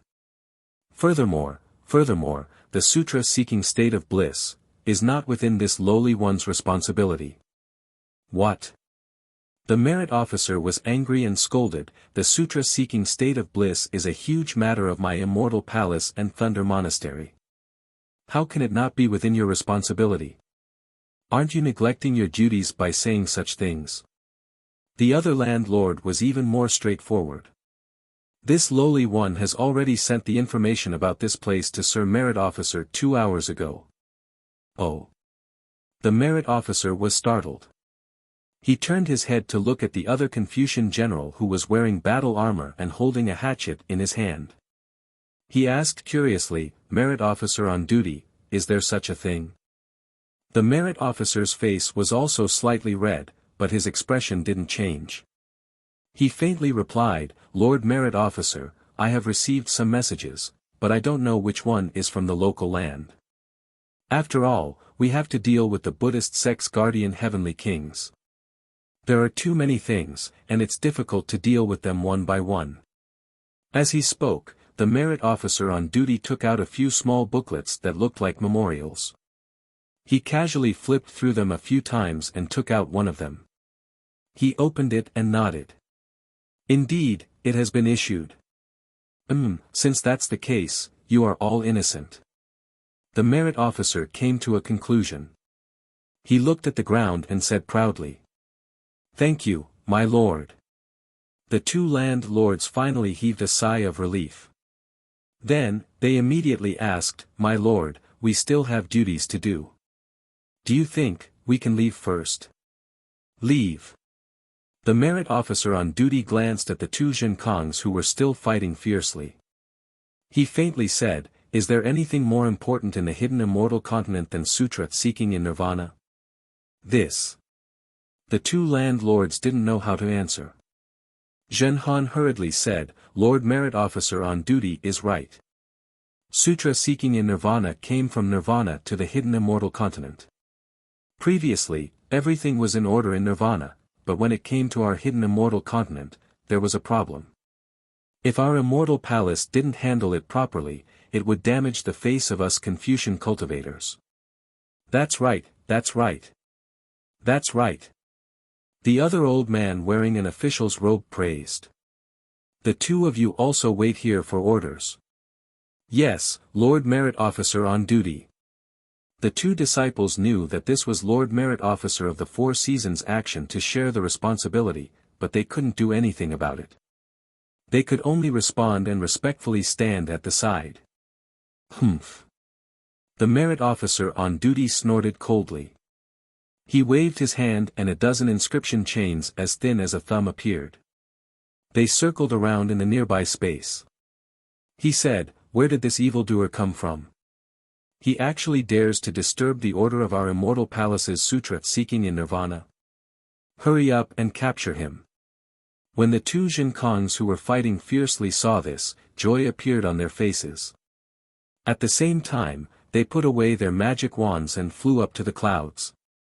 They shouted, "Old Merit Officer, you guys are finally here. Hurry up and let us see which one is real and which one is fake." Damn it! The Merit Officer on duty cursed in a low voice. He raised his head and looked at the sky, which was filled with mottled clouds. It was as if he disdained to speak with the two Jinkongs. Humph. The Merit Officer on duty didn't speak. The Merit Officer on duty shouted, "Where did this evildoer come from? He actually dares to disturb the order of our immortal palace's sutra seeking in nirvana. If you kneel down and beg for mercy now, we can still let you go. We might not necessarily capture you and bring you to the immortal palace. When we find you, you can blame us for being ruthless and killing you on the spot. Hurry, hurry." The two Jinkongs shouted at the same time. "Hurry up and use your divine abilities to find that damned evildoer." Jinkong. The Merit Officer on duty didn't use his divine abilities. Instead, he said coldly, "I have already heard from the Guardian Heavenly King that ever since you participated in the sutra seeking in nirvana, you have protected Xuanzang's safety. However, along the way, you have killed many Yao and Taoist cultivators. Is it because you have killed too many Yao that he changed his appearance to harm you? Think about it yourself. Which powerful Yao have you offended? Old Merit Officer." The two Jinkongs immediately became angry. However, they still restrained themselves and said, "Are you here to capture the evildoer? Or are you here to judge my merits and demerits? The number of Yao and Taoist cultivators I have killed has nothing to do with you. You have no right to judge my merits and demerits. How dare you?" The Merit Officer on duty roared. "You are merely a Yao. You are already extremely lucky to have the qualifications to participate in the sutra seeking in nirvana. You actually dare to say such insolent words?" Scram! The two Jinkongs were furious. "Don't try to act sanctimonious in front of me. If you have the ability, then find the fake Jinkongs. If you don't, then hurry up and scram. When we kill our way into the immortal palace, we will let the immortal emperor punish your criminals." With that, the two Jinkongs moved and were about to fly towards the depths of the hidden immortal continent. Wait! The Merit Officer on duty naturally wouldn't let the two Jinkongs leave. He retracted his gaze and glanced at them arrogantly. "Vile spawn, since you are not willing to grab this last chance, then don't blame me for being impolite." As he spoke, the Merit Officer slapped his forehead. His eyes flashed with a silver light and a cold light shone down, covering the two Chens. However, a moment later, the Merit Officer's face was filled with surprise. He said, "Sirs, let's use the Four Seasons all-seeing technique at the same time." It can't be. The Merit Officer on duty was astonished. However, when he saw the Merit Officer on duty's expression, he immediately shut his mouth. A bronze color appeared in his eyes. As for the Merit Officer on duty and the Merit Officer on duty who had been silent all this time, a clear light appeared in their eyes and landed on the two Jinkongs at the same time. Not to mention the four Merit Officers, even Zhen Han could clearly see that under the Four Seasons detection technique, the color of the entire space seemed to have faded. Layers upon layers of light were extinguished and only black and white colors were left. Unfortunately, within the inscription chains, there were two identical Jinkongs. Although their hair and clothes were gone, the two fire apes with flickering flames around their bodies were still the same. Cough cough. A moment later, the merit officer on duty coughed and the clear light disappeared. He then said, "Zhen Kong, your situation is rather special. The four of us still need to study it." Bullshit. The two Zhen Kongs roared, "I've seen many people who don't do a single thing. However, this is the first time I've seen someone as shameless as you. If you have the ability to distinguish the two Zhen Kongs, that's fine. However, since you're so useless, what qualifications do you have to humiliate me? Hit me." As he spoke, the two Zhen Kongs raised their wands at the merit officer on duty. The merit officer on duty clearly didn't expect the two Zhen Kongs to suddenly attack. The wands swept through the sky and instantly shattered the inscription chains. Caught off guard, the wands landed right in front of the merit officer on duty. Damn it! The merit officer on duty was alarmed. He waved his hand and countless pillars of boundless chi surged out like ocean waves in an attempt to block the two wands. Boom! In the blink of an eye, the two wands hit the merit officer on duty. With a loud explosion, the merit officer on duty shattered the merit officer on duty. Even his fingers were dripping with blood. "Rebel, rebel." The merit officer on duty shouted, "You guys really don't want to live anymore." As he spoke, the merit officer on duty pointed at the merit officer on duty and said, "Why aren't you guys killing these two evildoers?" "Sir." The merit officer on duty and the merit officer on duty looked at each other and replied, "We were ordered by the immortal emperor to protect the master and disciple of the sutra seeking extreme bliss. Now that the two Zhen Kongs can't distinguish the real from the fake, we can't do anything." Woo! The two Zhen Kongs' wands once again fell from the sky and attacked the merit officer on duty's forehead. The merit officer on duty was alarmed and hurriedly flew up. As he flew, he shouted, "Quick, quick, send a message to Tai Bai Jinxing. He probably hasn't gone far yet. The immortal emperor's decree is in the hands of the merit officer on duty." The merit officer on duty calmly replied, "We don't have a message from Tai Bai Jinxing." Chapter 4571. Sir. The merit officer on duty did his best to dodge the two magic wands and shouted. Whoosh! Before the merit officer on duty could finish his words, the merit officer on duty waved his hand and a golden meteor shot into the sky, disappearing in an instant. Humph! Seeing that the message had been sent, the merit Chow opened his mouth and several clouds appeared, blocking the magic wand as he shouted, "When Lord Tai Bai Jinxing arrives, see if I won't teach you a lesson." Whoosh! With a clear sound, the clouds were swept away and two Zhen Kongs appeared in front of the merit officer on duty. The merit officer on duty was so frightened that he hurriedly retreated. Seeing that the merit officer on duty was retreating, the two Zhen Kongs stopped. They lazily put away their magic wands and scratched the fur on their body, coldly saying, "The immortal officials of the immortal palace are only so-so.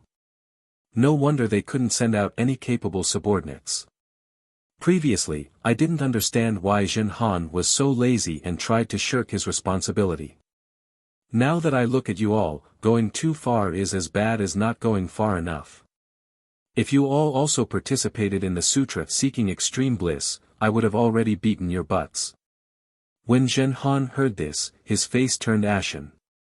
Right now, he didn't want to help Zhen Kong find the fake Zhen Kong. Instead, he wanted to beat the real Zhen Kong to death. "Alright, since Tai Bai Jinxing of the Immortal Palace is here, then I will wait here. Then I'll wait here and see what kind of ability that old man has." The two Zhen Kongs were also tired of fighting. They muttered as they stood in the air. However, the two of them revealed an ominous glint in their eyes as they stared at each other, as if they would attack if the other party wasn't careful. At this moment, the fake Zhen Kong no longer looked at the thatched cottage. His hesitation had already caused him to throw away his best chance. The arrival of the merit officer of the Four Seasons had completely ruined his plan. Now, he could only act according to the situation. Boom! In just a short moment, a rumbling sound could be heard in the distant sky. The vast energy pillar within several hundred li of the space was like a surging tide. Layers of whirlpools mixed with fragments of inscriptions were thrown into the sky like water splashes. Woo! Amidst the whistling of the wind, a dozen distorted and flat light shadows streaked across the sky and landed in front of everyone in an instant. A wave of majestic aura emanated from these light shadows, causing everyone to feel suffocated. Just as everyone was about to bow and salute, Shua. A tricolored rainbow bridge appeared among the dozens of lights and shadows, and shot towards the sky where everyone had come from. Boom boom boom. Hundreds of mighty pillars of energy descended, and the dozens of glowing figures instantly filled up. In an instant, they transformed into several 100 feet tall inspectors. These inspectors were all around the 6th grade of origin energy. Each of them stood there proudly, allowing the clouds around them to flow like water and cover the area within 100 miles. Woo! The three-colored bridge let out a roar and quickly shrank. An old man with white hair and a whisk flew out from the bridge. This old man had a kind face and looked very hale and hearty. However, when the old man landed in front of them, a formless pressure surged through the mighty aura in the sky, causing everyone to feel as if they were looking up to a tall mountain. This official greets Lord Taibai Jinxing. The merit keepers of the 4 seasons did not dare to be negligent. They all bowed and greeted respectfully. Taibai Jinxing's gaze swept across the 2 Jinkongs, and he already knew what had happened.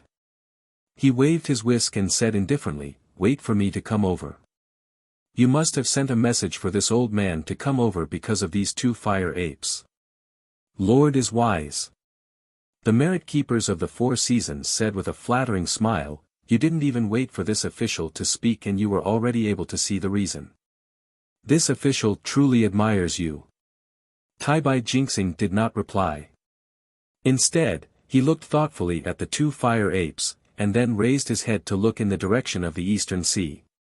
He said in bewilderment, "This is really strange. This matter of the real and fake Shin Kong doesn't seem to be arranged by the Immortal Palace. Could it be a test from the Lane Temple?" Old Man Taibai. When the 2 Shin Kongs saw that Taibai Jinxing did not differentiate between the real and fake Shin Kong, and instead suspected that it was a trap from the Lane Temple, they could not help but cry out, "What exactly are you?" Before the 2 Shin Kongs could finish speaking, the 2 patrol officers roared, "How dare you!" Then, with a loud boom, 2 bolts of 5 chi righteous lightning struck down at the same time, hitting the 2 Shin Kongs. Ioyo! The 2 Shin Kongs cried out in pain at the same time, and they rolled in the air in the same manner. Interesting, interesting. When Taibai Jinxing saw the 2 Shin Kongs in the same situation, his eyes lit up. He could not help but stroke his beard and laughed, just where did the Lane Temple get these demons from? They are actually so intelligent. Damn it! The 2 Shin Kongs cried out in pain.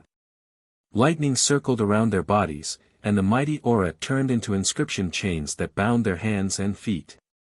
At the same time, they cursed softly, "Why are you torturing this old man for no reason? If you have the ability, hurry up and drag this demon out. Demons are hard to get rid of." Taibai Jinxing coldly looked at the 2 Shin Kongs and said, "Even if this demon brought the Mahayana Buddhist scriptures to the hidden immortal continent, how many Buddhist sects can they ignite?" Previously, this old man was still worried, but after looking at this fire ape, this old man finally understood the immortal emperor's intention. As he spoke, Taibai Jinxing pointed his finger at the 2 Shin Kongs, and the 2 Shin Kongs cried out in pain. Taibai Jinxing narrowed his eyes and looked at the 2 Shin Kongs and said, "Calling yourself, this old man, in front of this old man, didn't Chuanzang teach you, to respect the old and love the young?" After speaking, Taibai Jinxing looked at the dozen patrol officers and ordered, "Wait and see which one is the real Shin Kongs and which one is the fake fire ape." "Yes, my lord." The dozen patrol officers did not dare to be negligent. A few of them used their eye-cleansing technique to look carefully, and a few of them took out their imperial equipment. Those imperial equipment were either mirrors or rings, and all of them emitted a misty green light. Unfortunately, after half a cup of tea's time, the patrol officers looked at each other in dismay. They looked at each other and said in unison, "My lord, please know that we are unable to identify them." Ah! It can't be. Taibai Jinxing was somewhat bewildered. Moreover, his face was somewhat embarrassed and angry. You all have the cultivation of great grandmaster, but you can't even see through the true form of these two demon clans. Yes, my lord. The patrol officer at the front was also somewhat ashamed. He replied in a low voice, "With our divine abilities, we can only see two fire apes that are exactly the same. We can't see any difference." An. Taibai Jinxing nodded. If this is Lane Temple's test, how could they let us Confucian cultivators find a flaw so easily? All of you, back off. Yes, sir. The dozen or so inspectors retreated slightly and sealed off the nearby space. Swoosh. Taibai Jinxing waved his hand and a cold light flew out. It was like a full moon rushing into the sky. When this light appeared, everyone could see clearly that it was a mirror that was like a full moon. This mirror was different from ordinary mirrors. The surface of this mirror was light gold. However, this light gold color seemed to be slightly cold. Moreover, the surface of the mirror was not flat. It was actually a layer of uneven surface. The light on the surface of the mirror shot out from the uneven surface, bringing with it some black spots. Quick!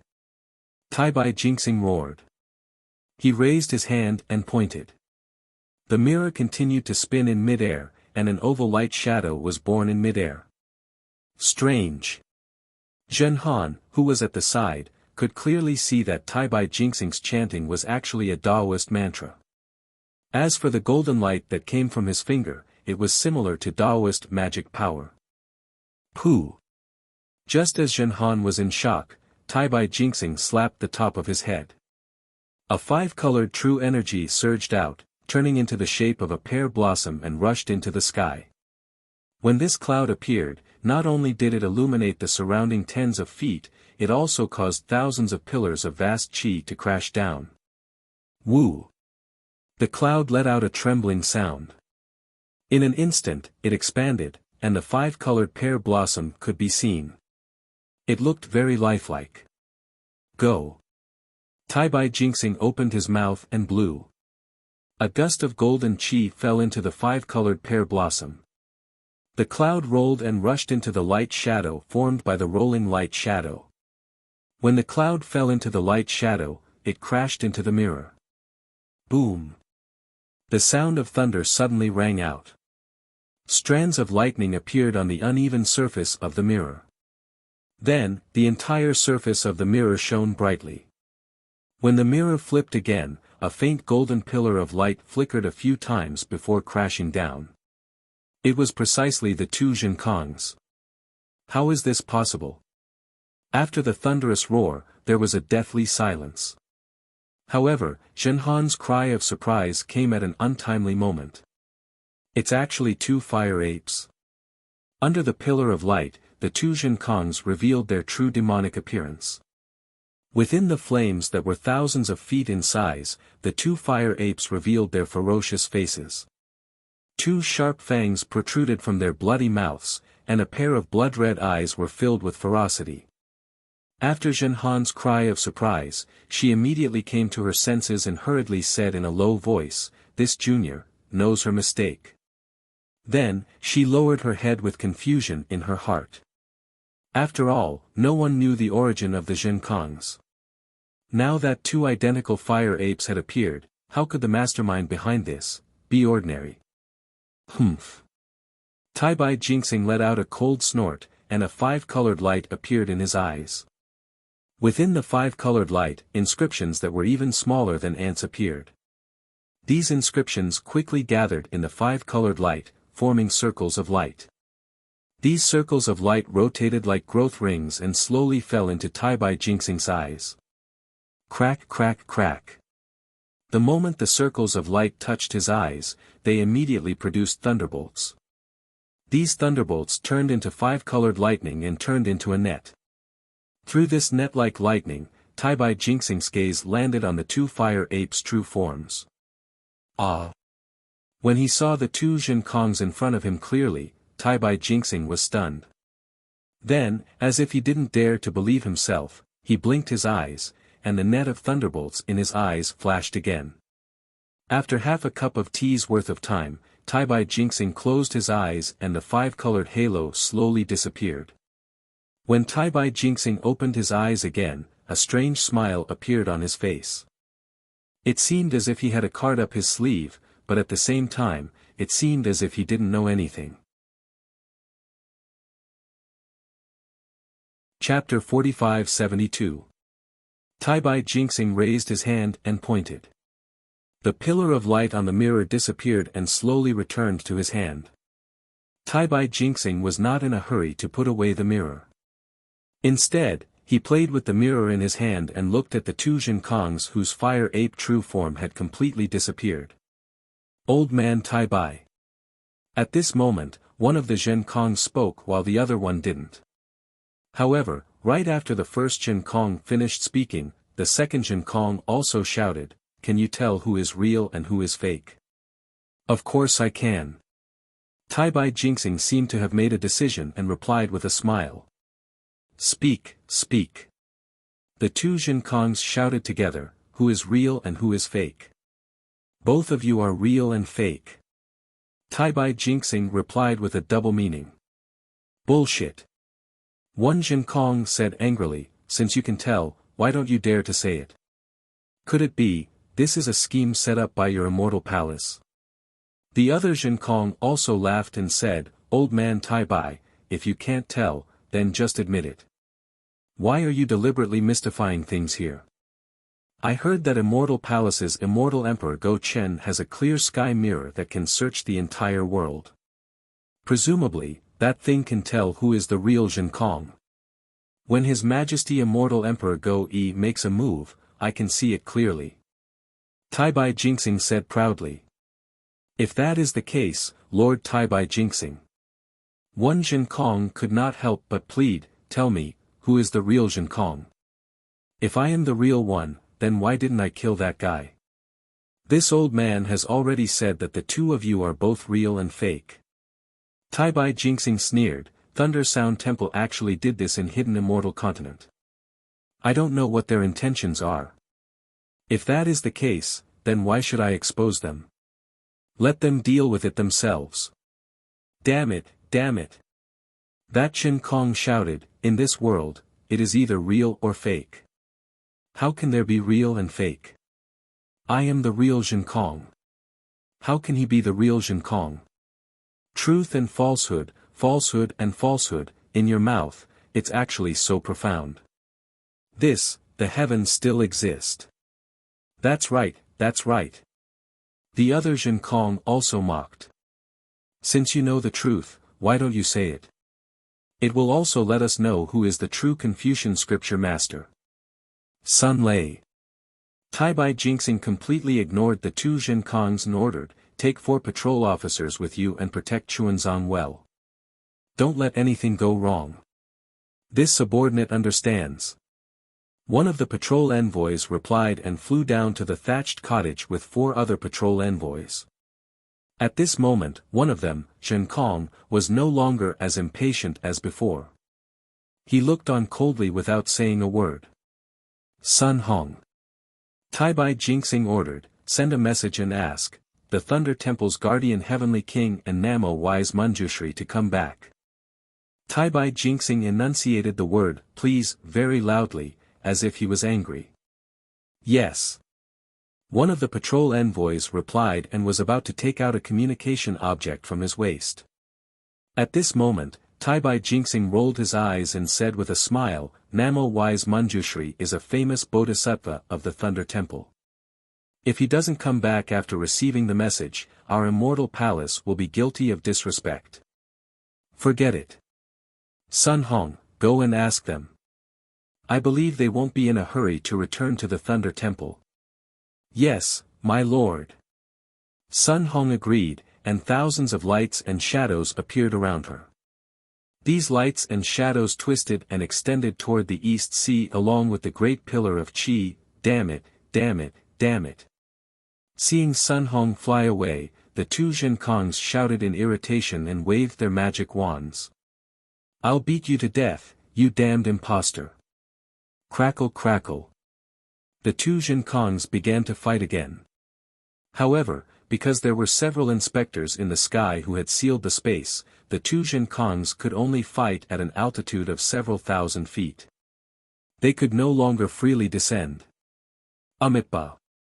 Seeing the 5 patrol envoys descending and protecting the thatched cottage, Chun Zong hurriedly walked out of the thatched cottage and bowed. This poor monk has something important to tell you. Sun Lei didn't dare to be negligent. He hurriedly descended and returned the greeting. Master, are you hungry? I'll immediately ask the Earth Lord to bring some vegetarian food here.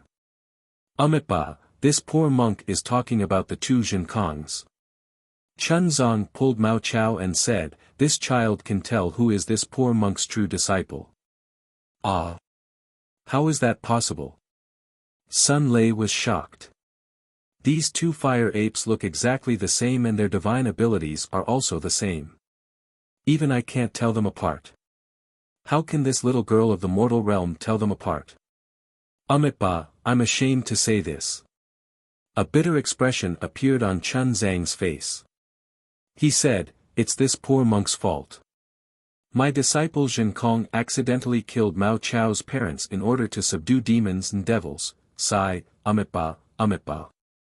Sun Lei seemed to have understood and said softly, the power of hatred is too strong. Master, please wait for a moment. After a while, Sun Lei returned and said softly, Lord Taibai Jinxing already knows about this. Master, you don't have to care about this matter. We'll know in a while. Chun Zong was puzzled. However, he knew that he was just a mortal.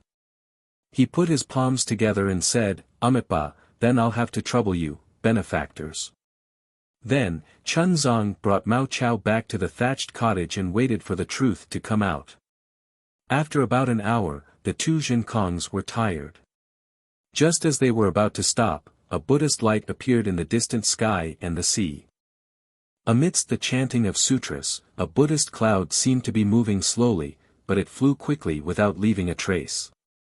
It appeared in front of everyone's eyes and immediately appeared in front of them. A mocking look appeared in Taibai Jinxing's eyes as he nodded slightly at the inspectors. As the inspectors nodded, they raised their hands and waved. Hundreds of inscription chains appeared and sealed off the space within a few thousand feet. No one could see what was going on inside. Then, Taibai Jinxing waved the horsetail whisk in his hand and teleported to the front. He raised his hand and saluted, Greetings, Manjushri. We've only parted for a few hours. Now, I have to trouble Manjushri to come back. I'm really sorry. Manjushri smiled and hurriedly returned the salute. Benefactor, you're too polite. We're all waiting for the Sutra of Nirvana to be completed successfully. It's nothing for me to fly back and forth a few times. I just don't know. Benefactor, do you have something important to say? Saying this, Manjushri looked at the sealed space and was puzzled. Behind him, several heavenly guardians of the Buddhist sect also glared at the inspectors and finally fixed their eyes on Sun Hong. Sun Hong shrugged and flew to Taibai Jinxing's side. He only said that Taibai Jinxing had something important to say. He didn't mention anything about the two Jinkongs. Bodhisattva, you really don't know? Taibai Jinxing smiled again and asked meaningfully. Manjushri shook his head. I really don't know what you have to say. Please say it clearly. Bodhisattva. Taibai Jinxing frowned and said unhappily, the matter has already come to this point. Why are you still hiding it? I've already found something strange. If I say it out, Mahavarakana World Venerable's face will not look good. Benefactor. Manjushri was even more puzzled.